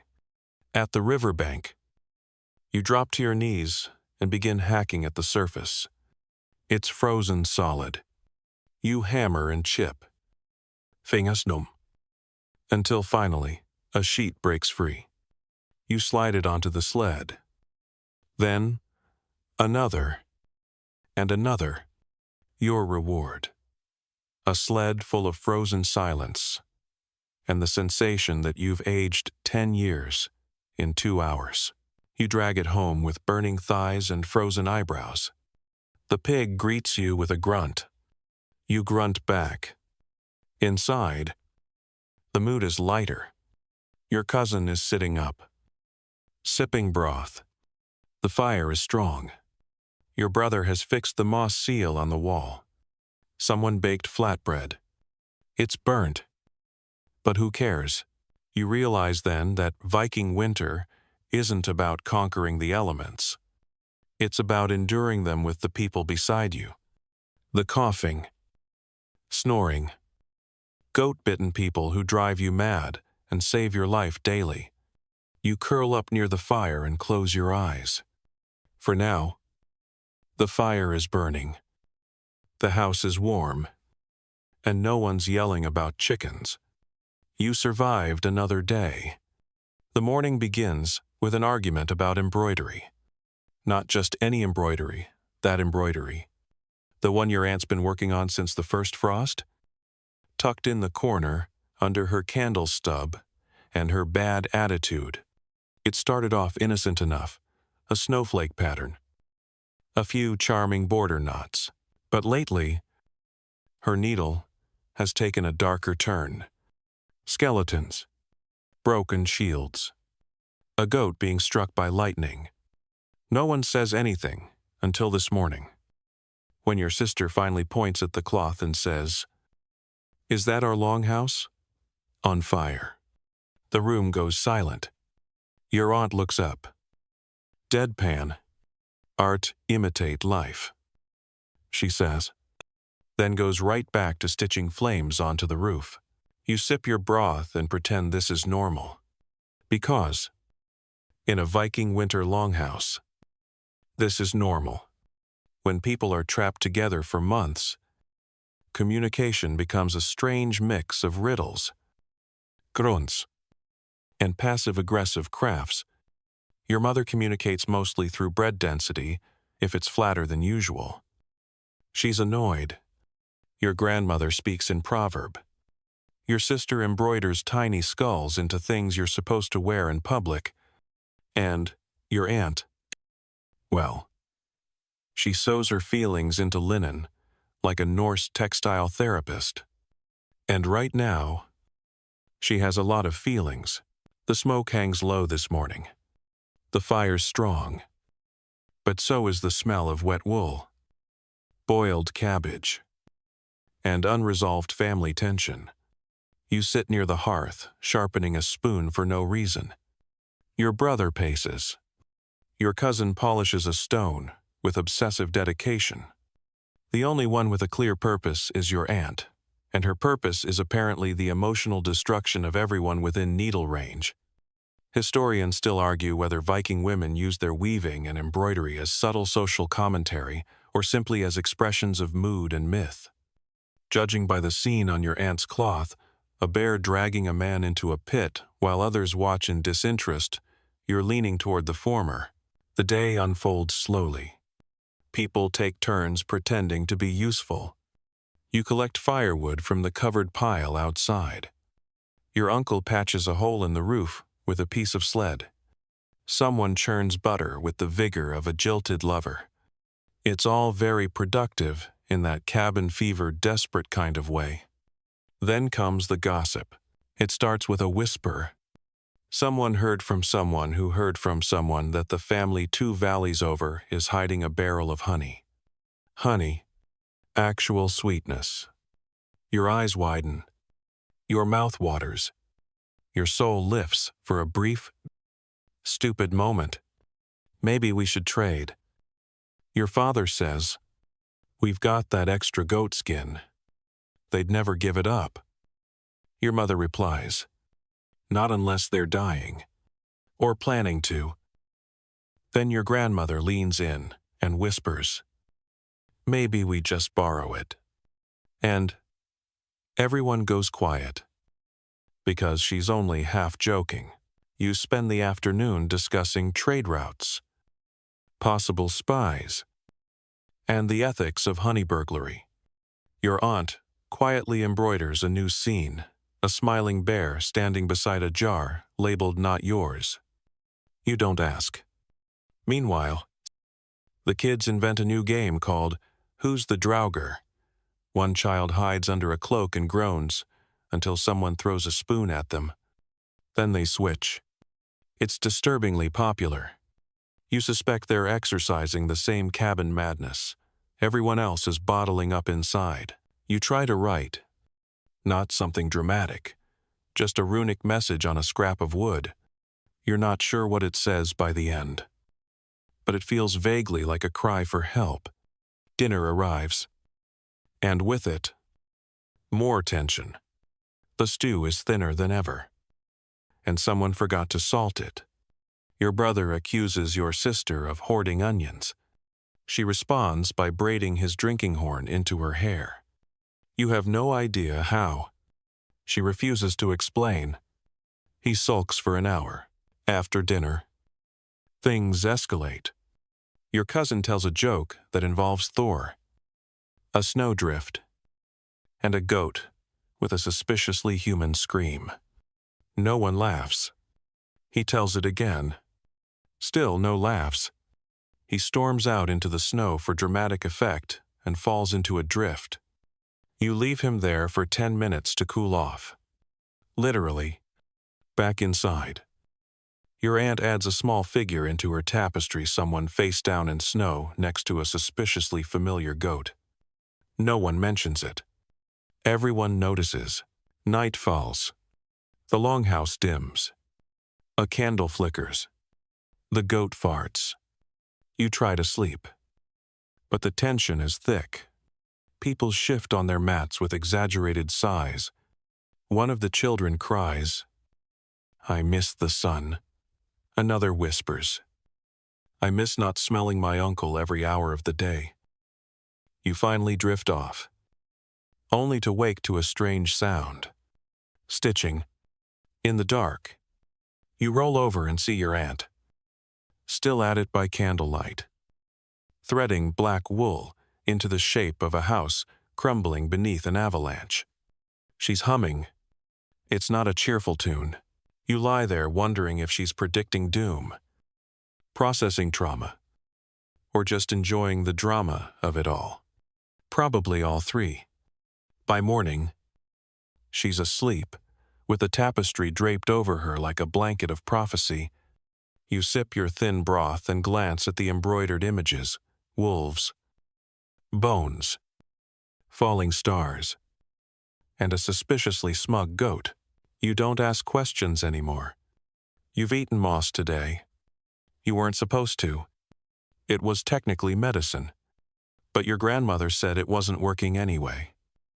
And, honestly, your stomach overruled your morals around hour 16 of gnawing hunger. It was rehydrated, boiled in weak broth, and tasted like soggy pine carpet, but it filled a corner of the void. Just a corner. Though, the problem is this: the food is almost gone. The grain barrel has maybe 3 scoops of dust and mouse droppings. The root cellar yielded exactly 1 soft turnip, and a clump of suspicious butter that someone swears tastes fine if you hold your breath, and the dried meat gone. Even the bits that looked like old shoelaces. You caught your uncle licking a rock that had absorbed soup once.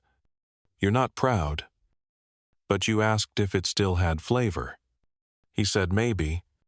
Tonight's feast consists of bark bread, cabbage broth, and crushed dreams. You chew slowly and try not to taste it. You swallow faster. Though, when your brother whispers that the family 3 hills over has started boiling their belts, you lean back after dinner. Belly, neither full nor empty. Just confused.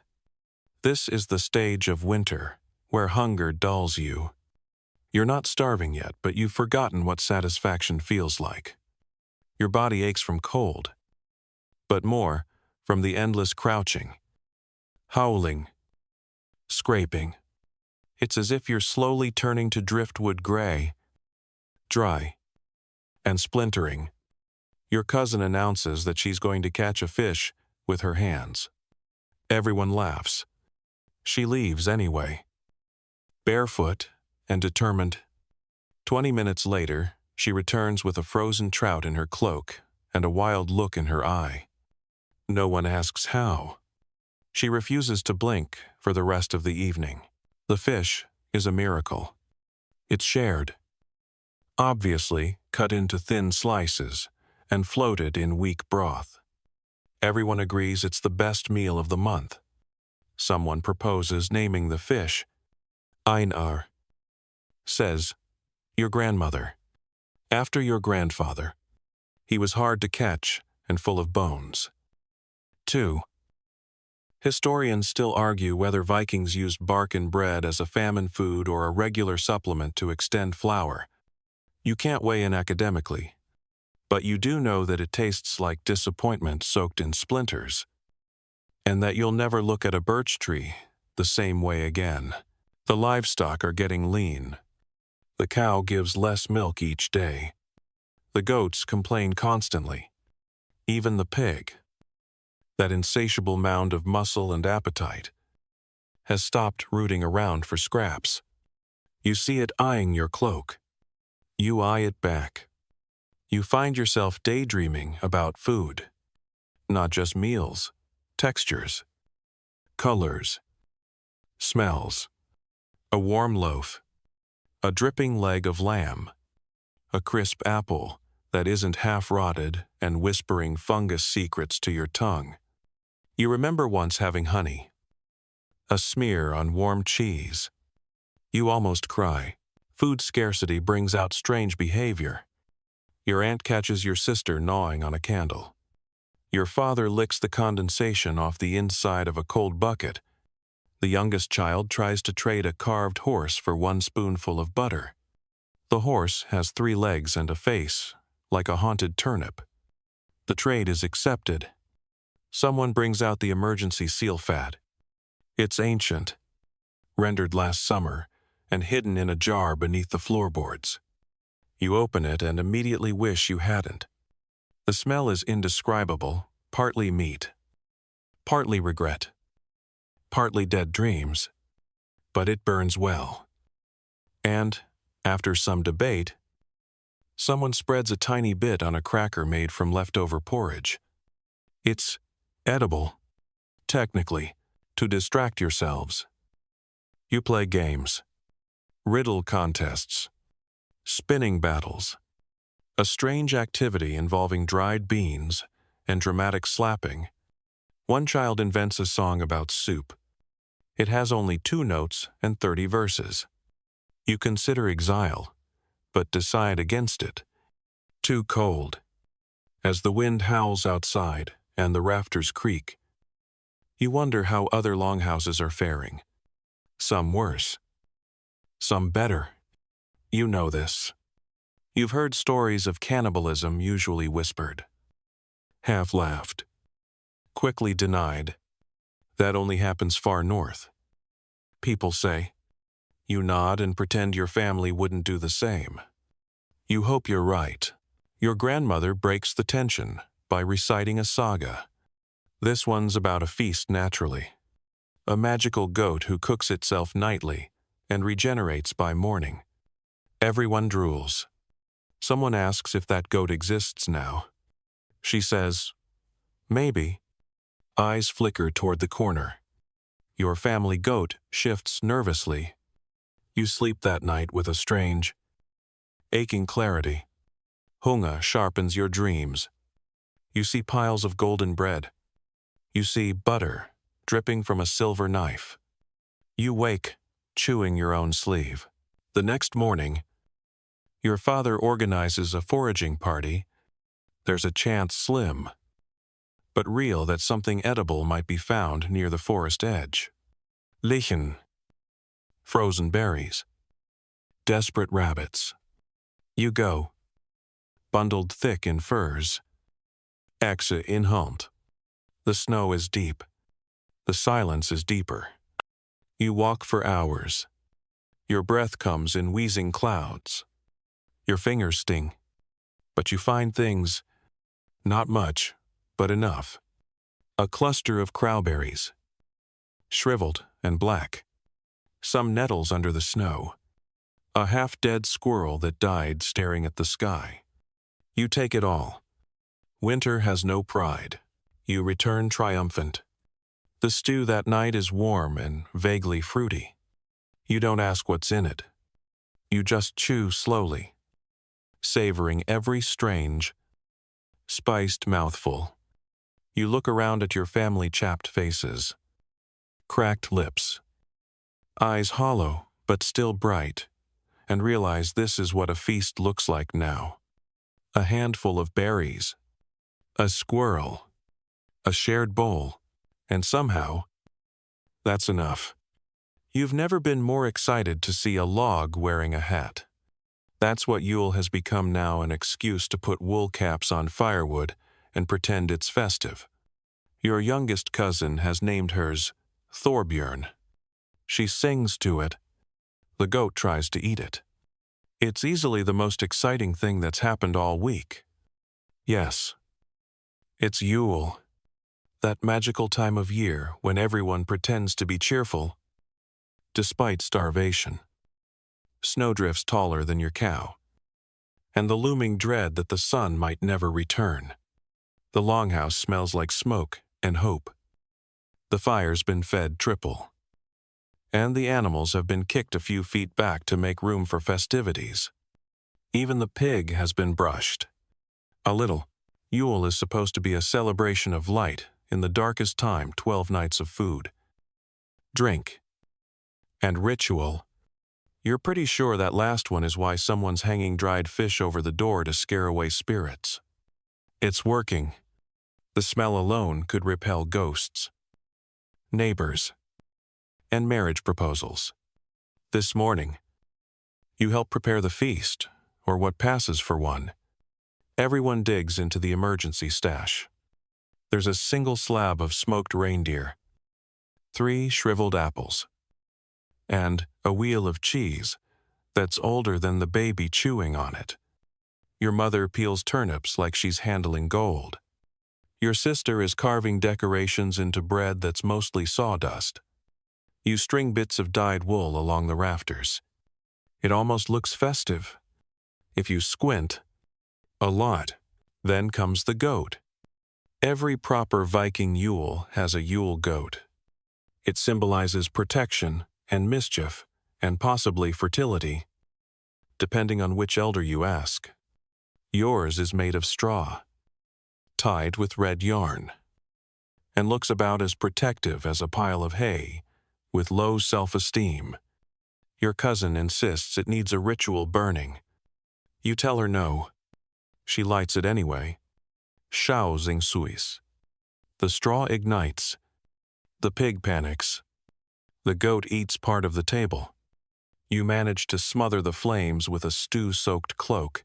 The Yule goat now looks like a drowned witch. Everyone claps. Later, you bring out the mead. Not much, just 1 bottle. Aged since last year, and guarded like treasure. You pour tiny cups for everyone. including the children. Because it's Viking winter, and there are no rules anymore. The meat is sour and strong, and tastes like fermented bees. But it makes your ears warm. That's something. The stories begin soon after. Saga night. Everyone calls it. The oldest sits nearest the fire, and tells the longest, most embellished tales they know. Tonight, it's your grandmother, perched like a raven on her stool, recounting the story of the warrior who outdrank a troll and married his daughter who was, unfortunately, also a troll, but with excellent hair. She adds. The children gasp. The adults chuckle. Your aunt embroiders the scene immediately, giving the troll daughter a suspicious resemblance to your neighbor. Coincidence? Unlikely. Yule is the one time of year when drama is welcome. Fights are forgiven.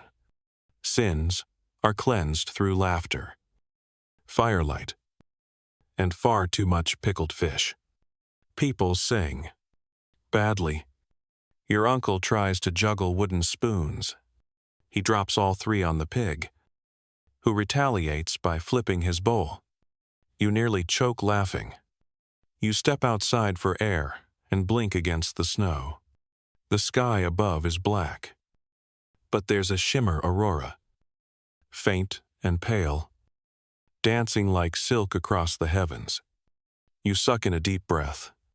It tastes cold, clean, and a little like burnt goat. You're not sure if you're grateful or just stunned. Inside, the families started the gift game. Everyone wraps something useless in cloth and swaps. You receive a rock. Not just any rock, a rock with a rune carved into it, survive. You laugh. Then you keep it. Historians note that gift-giving during Yule was often symbolic wooden charms, hand-carved spoons, wool scraps, even small animals. What mattered wasn't value. It was meaning, which explains why your cousin hands your brother a perfectly preserved fish scale inside a pouch. For luck. He says solemnly. The feasting continues. Someone sneaks more mead. Someone else tries to dance. A child falls asleep in a basket. You sing a song you don't remember, learning something about the moon riding a reindeer, and everyone joins in. Voices cracked, but happy. At some point, the straw goat's head is placed atop the stew pot like a crown. You can't explain it. No one can. It feels right. The night ends in a pile. Cloaks. Laughter. Bones picked clean. A faint whiff of burned straw and spilled broth. You lie, curled near the fire. Your stomach just full enough to stop growling. Your heart humming like a lute. You survived another Yule. Barely, but that counts. The last thing you see before drifting off is your grandmother nodding off mid-stitch, thread dangling from her needle, the troll bride half finished. She looks content. So do you. Tomorrow, the snow will still be here. The hunger will return. The roof will leak. The pig will fart. And someone will probably accuse the goat of sorcery again. But tonight you are warm, fed, surrounded by snoring, twitching, occasionally mumbling people who have suffered every frozen horror alongside you, and you wouldn't trade them for all the gold in Asgard. You wake up to someone humming. Not singing, just humming. Soft. Tuneless. Repetitive. You roll over and see the healer sitting by the hearth, stirring something that smells like moldy mint and sheep sweat. That's how you know someone's sick again. It's your cousin, not the fevered one from before this, is a new flavor of suffering. He's curled up under 4 cloaks, sweating like it's midsummer, eyes half-lidded. mumbling about wolves in the walls. You raise an eyebrow at the healer. She shrugs. Could be lung rot. Could be spirits. Could be too many turnips. Very scientific. You offer to help. She nods and hands you a poultice wrapped in cloth that looks suspiciously like someone's sock. Put this on his chest, she says, and hum. Something soothing. You ask what's in it. She answers, mostly moss. You don't ask again. The healer is not officially part of your family. She just appears during the worst parts of winter like frostbite and kitchen fires, and stays until people either recover or die. Then she disappears into the hills again, possibly to talk to rocks or wrestle squirrels. You're not sure. Her treatments are creative. She makes tea from boiled pine needles, compresses from animal dung when very desperate, and once suggested hanging an eel over the doorway to draw out the sick air. Your mother refused. The healer did it anyway. No one got better. But the eel dried into a perfect question mark that still hangs there like an unanswered prayer. She wraps your cousin's feet in warm stones and rubs bare fat on his temples. He whimpers. She hums louder. You try not to gag from the smell. It's like someone buried a herb garden inside a dead seal. Medical care in Viking winter isn't about recovery. It's about endurance. You don't get well. You just don't get worse. Everyone walks around with something coughs that never go away.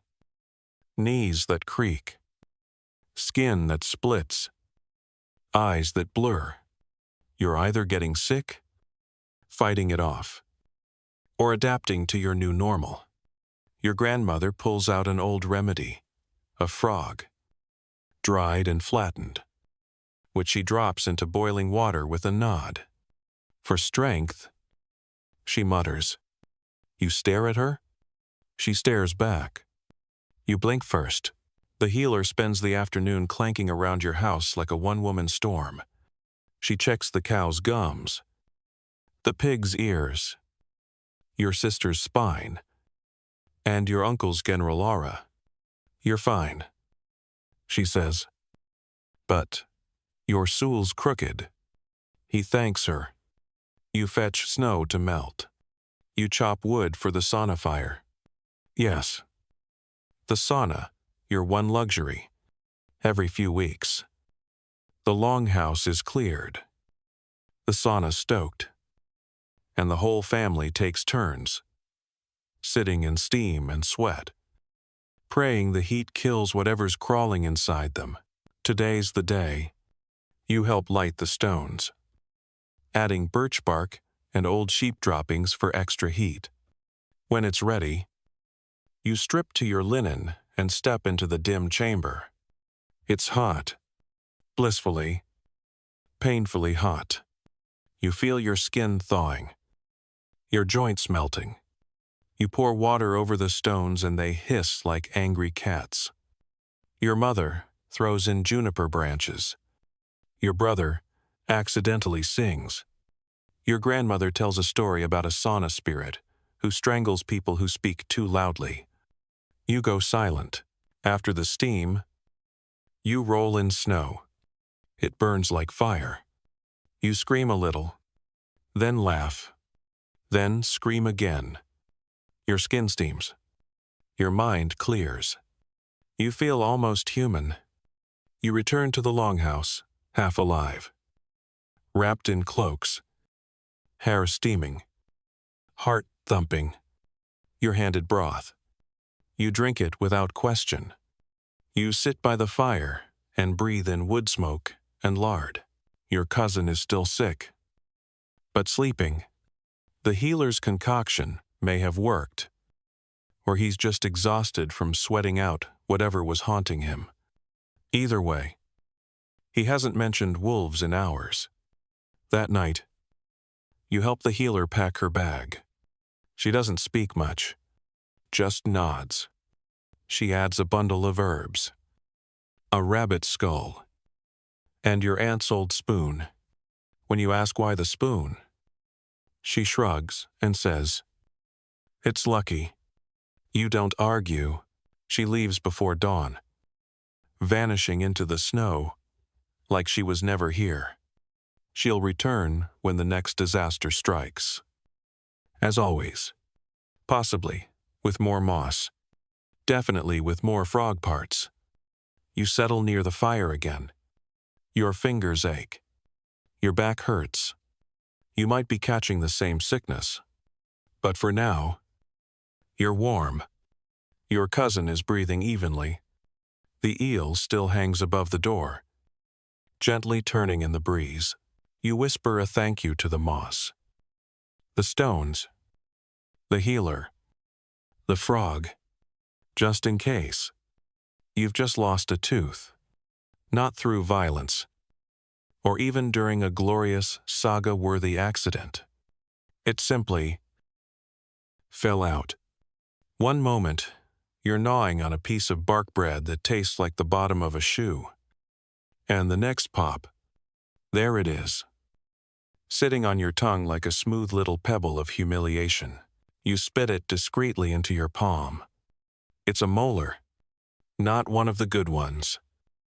Either a bit brown, a bit wobbly, clearly on its way out for a while. You glance around the fire to see if anyone noticed. No one has. Your uncle is burping. Your brother is asleep with his eyes open. The pig is drooling. You slip the tooth into a pouch. Maybe you'll turn it into a necklace. For irony, tooth loss isn't uncommon in Viking winter. By now, everyone's gums are inflamed. Their breath could strip paint. And half the longhouse is chewing with whatever side of their mouth still has viable teeth. It's not even funny anymore. It's just life. Scurvy lurks behind every bowl of gruel. You've had no fresh greens in weeks. Citrus, never heard of her. You tried chewing pine needles once. It tasted like a forest insulted you directly. Your grandmother keeps insisting that raw seal blubber will fix it. You've seen her eat it. She smiles while doing it. No teeth, but very enthusiastic. Historians still debate how widespread vitamin deficiencies were among the Norse during winter. Some claim they supplemented with preserved berries and fermented vegetables. Others argue the evidence is, quite literally, skeletal unearthed graves showing worn teeth, infected jaws, and bones riddled with malnutrition. You're here to say, yep, sounds about right. Today, your aunt makes soup. Bone broth. She calls it proudly. It simmers all morning goat bones, root scraps, a questionable onion, and a sprinkle of something she refuses to name. You're handed a bowl at lunch. The color is alarming, but it's hot. And you're cold. And it counts as food. You sip. It burns your throat slightly. But your stomach makes a hopeful noise. You decide to pretend it's healing you. Your sister winces as she bites into a chunk of turnip. "My teeth hurt," she whispers. You nod solemnly and show her the gap in your gum line. She laughs so hard she snorts cabbage into her nose. Then she cries. Then you both laugh again. It's a good moment. By afternoon, the wind has picked up. You can hear it outside, like an angry god, pacing. The longhouse creaks. Snow sifts down through the thatch. Your father mutters about needing to reinforce the rafters. You're assigned to help. You and your brother crawl onto the roof, bundled like cloth-wrapped sausages.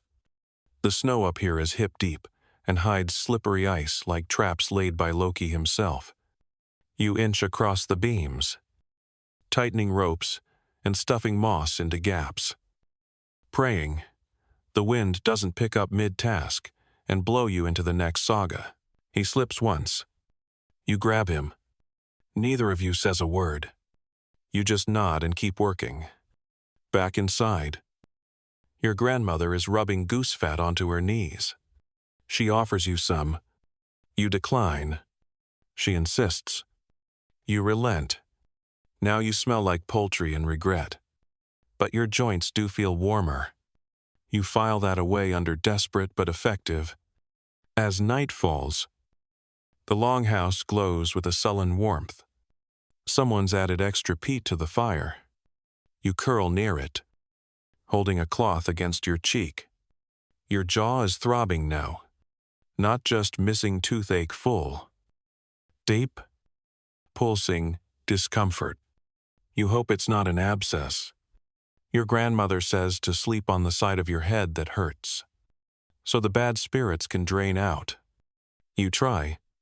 All you get is a wet ear and a sore neck. Your dreams that night are strange. You're chewing endless pieces of bread that keep getting bigger. Then your teeth start falling out, like pine cones in autumn. You wake with your mouth open, a bit of drool on your tunic, and a small chicken staring at you from the beam above. The next morning, someone else loses a tooth. This time it's your uncle. Mid-joke. Mid-laugh. It bounces into the stew pot. He shrugs. Keeps talking. Everyone agrees not to mention it again. You pull out your molar from the pouch and study it.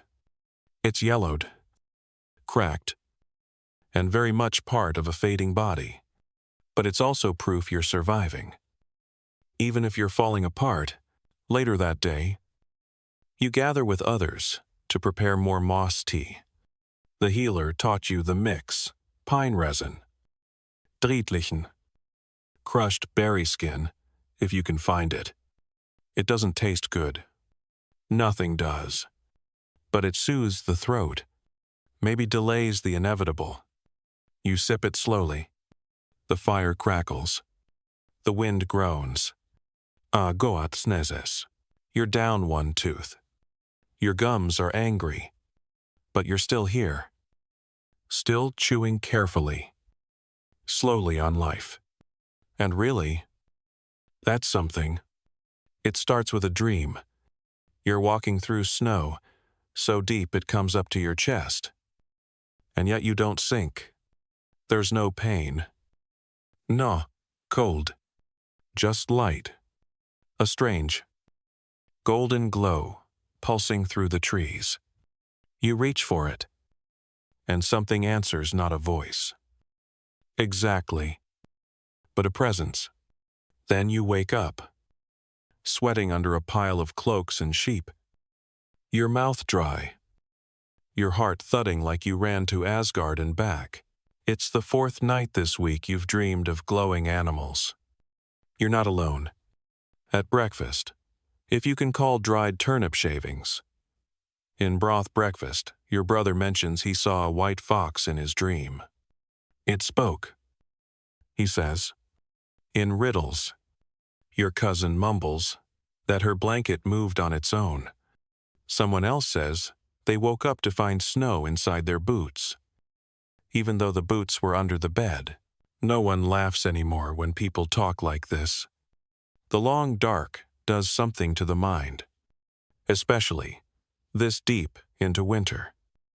When day and night blur into one long dim silence, you sleep more, or less, or badly. You dream of wolves made of mist, of antlers gliding across snow without feet beneath them, of voices behind the walls whispering your name not loudly, just enough that you wonder if you heard anything at all. Your grandmother says the long night is thin, that the line between here and there weakens. What line, you ask? She just raises an eyebrow and adds another knot to the thread she's spinning. The knot looks suspiciously like a rune. Historians still debate whether the Norse believed in spirit walks or shared dreaming. There are hints in the saga's tales of second sight, of journeying through dream space to speak with gods or ancestors. But none of the scrolls ever mention how tired you feel when you wake up from one of these dreams, or how heavy your bones get when the sky stays dark for weeks. Today, you try to shake it off. You help patch a draft near the door. You stir the gruel. You rub goat fat into your chapped elbows. You even braid your hair to pass the time. But something's off. The air feels too still, like the world is holding its breath. Around midday, your aunt throws open the door and gasps. Everyone rushes to see what she sees. Outside, just for a moment, the snow is glowing.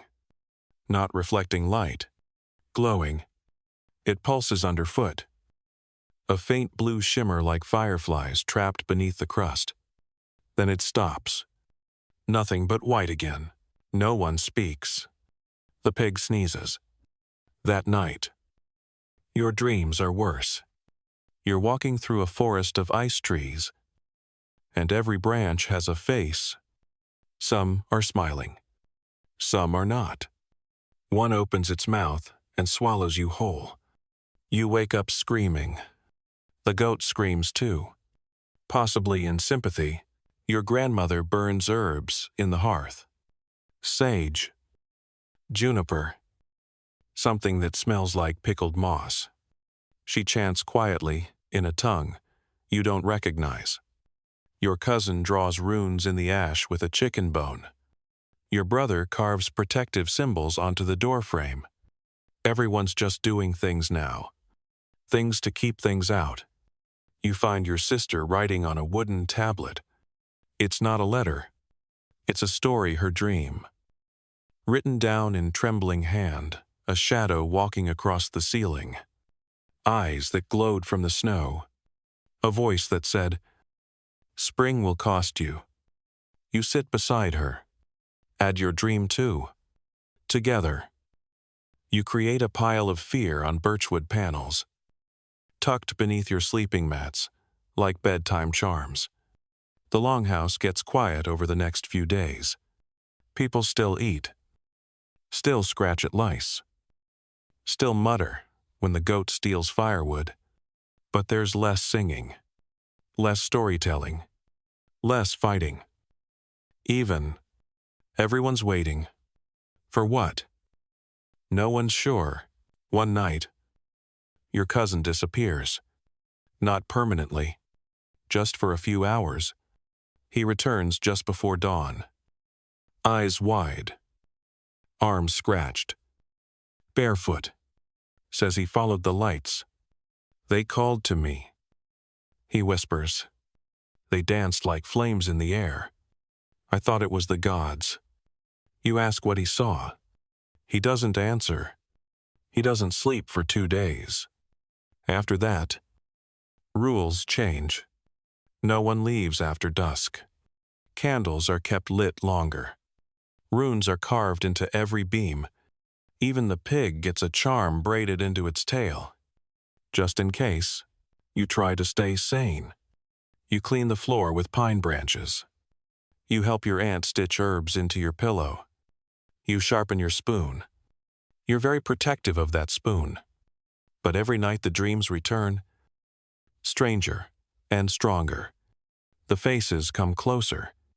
The snow whispers louder. Then, one morning, it stops. You wake up. Nothing feels wrong. The fire is still burning. The air smells like broth and wood smoke. Your cousin is drooling into a fur bundle. Your brother is snoring. The pig is cuddled up to your calf, gently farting. You sit up. No dreams last night. No voices. No glowing animals. Just sleep. Real sleep.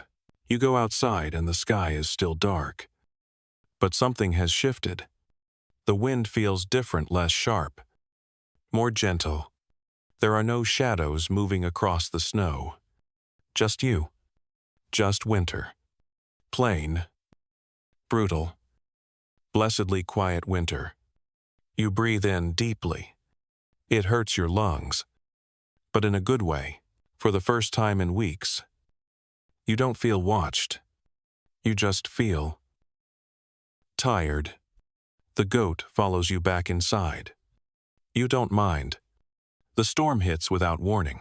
You wake to the sound of the roof groaning, of wind howling like a dozen banshees locked in a barrel, of snow smashing sideways against the walls. The air inside the longhouse is colder than it's been in weeks, and even with your cloak wrapped tight around your face, your nose instantly stings. You blink the sleep from your eyes and see your father already on his feet, jamming fir branches into wall gaps as the wind tries to pull the moss stuffing straight into the afterlife. Outside, it's chaos. You peek through a knothole and see nothing but white pure, horizontal white, moving fast enough to skin a tree. The wind has a voice, and that voice is screaming. The door creaks under pressure. The beams tremble.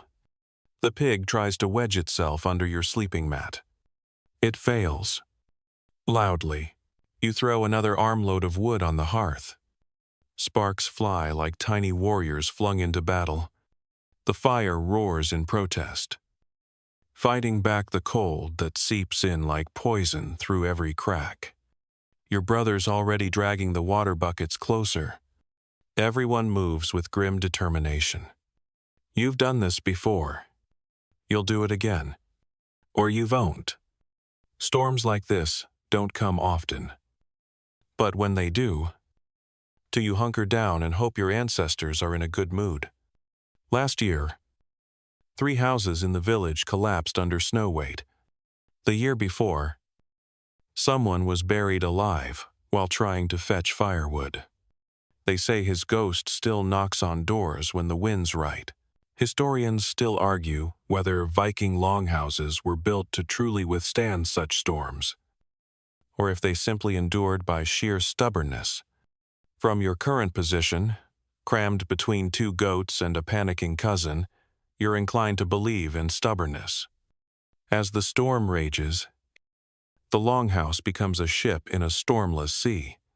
Everything creaks and rocks. The animals huddle together in confused piles.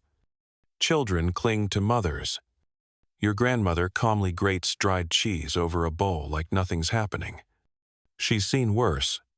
She once claimed she wrestled a frost spirit with a broom. You no longer doubt her. The wind begins to shriek with a higher pitch, a sound that cuts through you like sharpened ice. Then comes the banging. Not inside. Outside, something is hitting the door. Once, twice, then again. A low, rhythmic thump, like a fist, or maybe something heavier. You freeze. Everyone does. Even the pig stops breathing. No one moves. The banging stops. You exchange glances. No one speaks. Then, a voice. Faint. Cracked. Human. Let me in. It sounds like a man, or something trying very hard to sound like a man. Your father grabs his axe. Your mother grips her spoon like a weapon. Your brother whispers a prayer. The wind howls again, drowning out everything. The door shudders on its hinges. You grip the nearest fire poker and take a step forward. And then it stops. The banging, the voice, even the wind. Silence. You inch toward the door, hand trembling. You press your ear to the wood. Nothing. Just the faint creak of snow settling. Like bones shifting. Your father signals to wait. No one opens the door. Not tonight. Instead, everyone sleeps in shifts. You lie with one eye open, your body curled tight. The fire snapping softly beside you. You dream of a man-shaped shadow standing in the snow, staring at the house, smiling with teeth too long and fingers too many. You wake with a jolt. Morning. The storm is over. You step outside into blinding silence.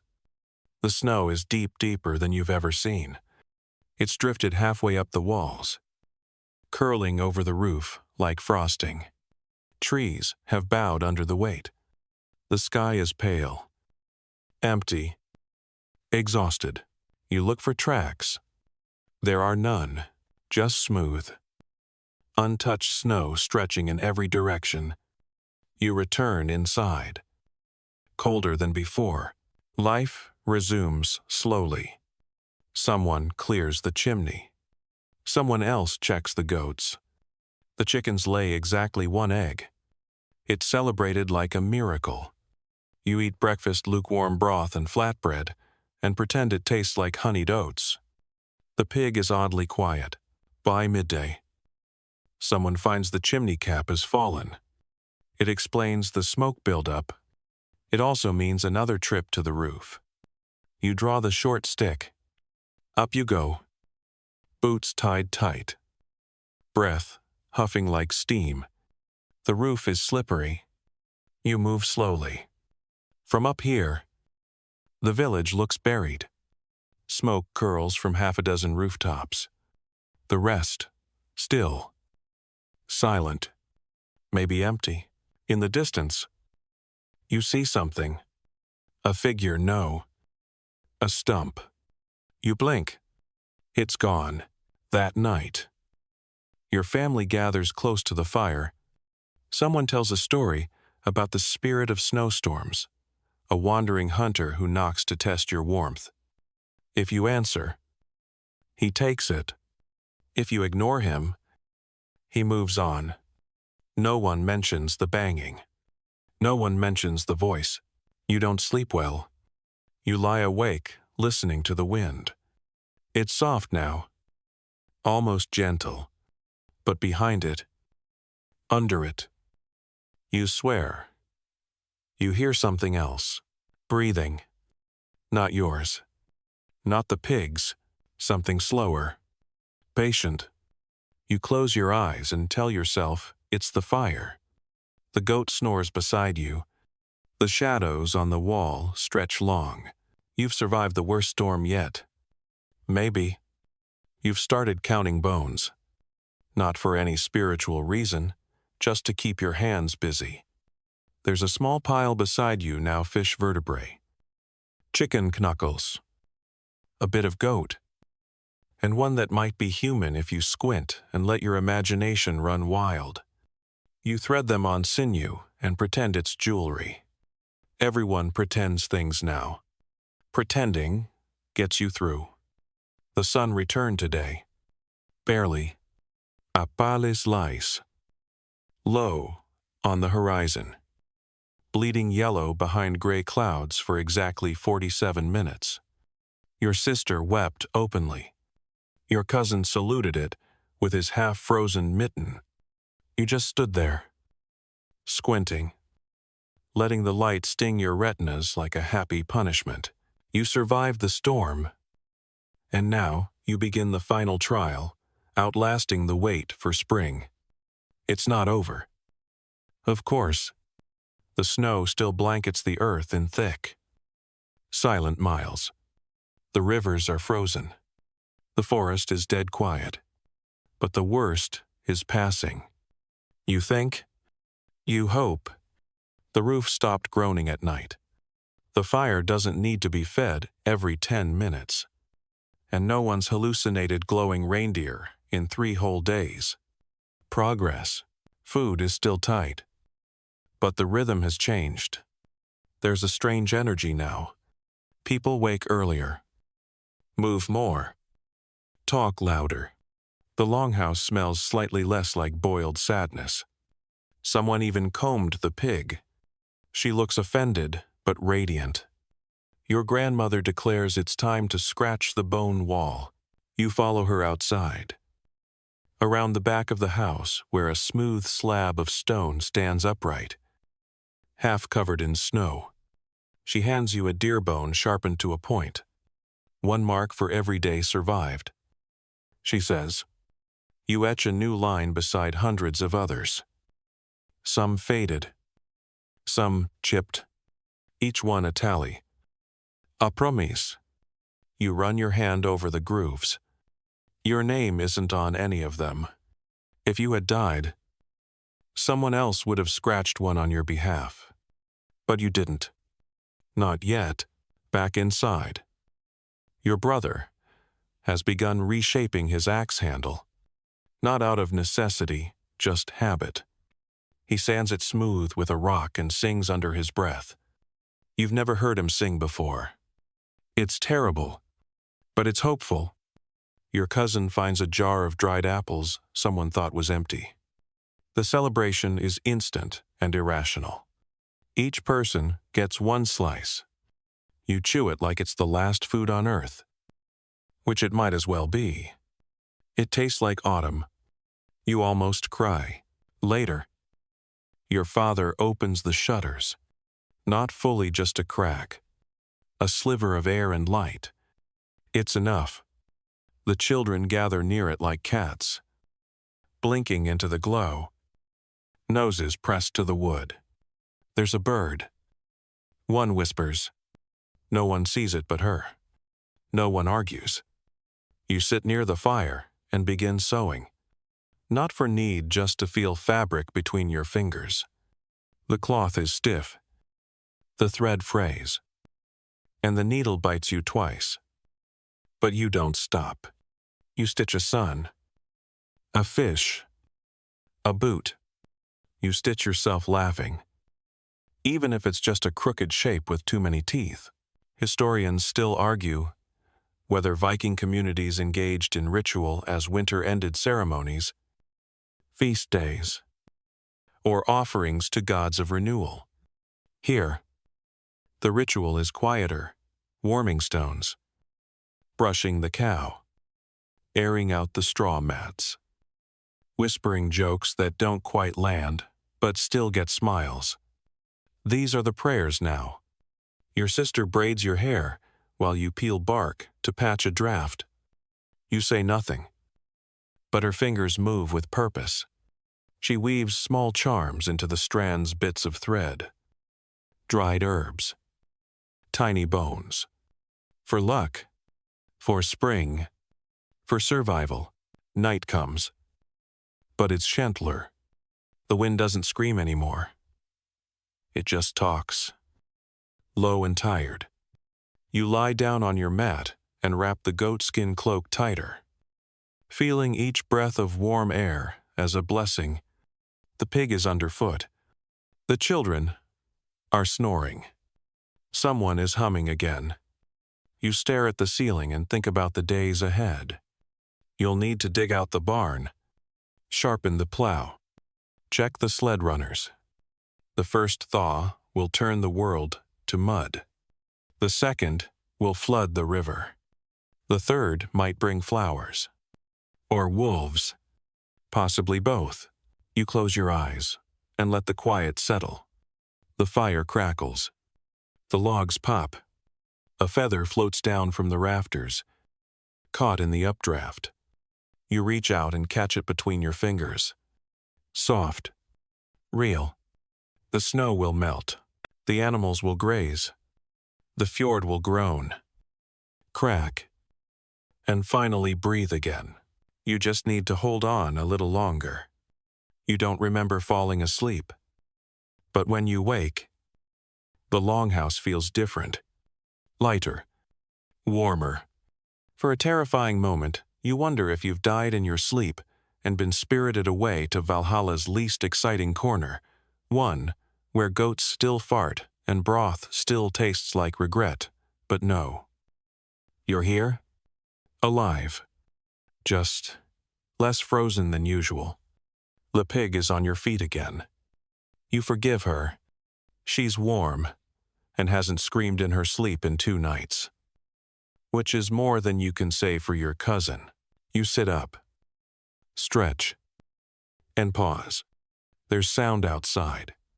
Not the howling wind or creaking trees or ominous roof murmurs, but water. Dripping, trickling, a faint gurgle that stirs something deep in your chest like the memory of a song. Meltwater. The snow is weeping. And if the snow's crying, It means the world is waking. You bolt to the door. Shoving aside cloaks and clinging hands, you unlatch it, throw it wide, and gasp. Sunlight. Actual sunlight. Not pale slivers or tired half-light, but a wide golden smear across the hard-packed snow, lighting up the world like a flame. The snow is lower. Not much, but enough to see the tops of rocks again. Patches of dark soil peek through like forgotten treasures. Steam rises from the roof in curling tendrils. You step outside barefoot. Foolish. Maybe. But your soles are calloused, and your heart is louder than your brain. The snow bites you, but less viciously. It feels like a cold handshake. Not a death grip. The fjord is groaning. Deep. Guttural sounds roll across the landscape like a god stirring in his sleep. Cracks have opened in the ice, just threads now. Hairline fractures, but they sparkle in the light like veins of fire. You walk to the bone wall behind the house. Pick up your bone tally stick. Scratch another line. This one feels final. Back inside. Your family is stirring. Everyone senses it. The tension that sat like a bear on your chests for months has eased. Children laugh for no reason. The cow low moos in her sleep. The goat is chewing your sock, which you almost admire. You don't even yell. Your mother makes soup again, but this time she adds everything. The last carrot sliver, the secret spice pouch, the crust of dried cheese she hid weeks ago. She stirs like she's mixing a spell. It smells edible. No, more than edible. It smells like spring. The fire isn't fed for once. It's left to rest, crackling contentedly, while warmth seeps in from outside. Someone opens the roof hole a bit wider. Smoke dances out like a prisoner being freed. You help your father dig the path to the latrine. For the first time in months, it isn't a frozen nightmare. You go because you want to. You stand there under the trees bare now. Yes, but there, and feel the sun on your cheeks while you handle your business like a frost-bitten monarch. Later, you find the sled and knock the ice from it. The children cheer. They take turns dragging each other over melting crust. Someone tips over. Everyone laughs. No one cries. That night, dinner feels sacred. The same stew. The same bread. But with spring in your blood, everything tastes new. The whole house eats slowly, deliberately. Even the pig chews thoughtfully. Afterward, you sit around the hearth. The air is easier to breathe. Someone sings a song, an old one, older than memory. Your sister joins in. Your father hums. Your grandmother falls asleep with her mouth open and a half-knit mitten drooping from her lap.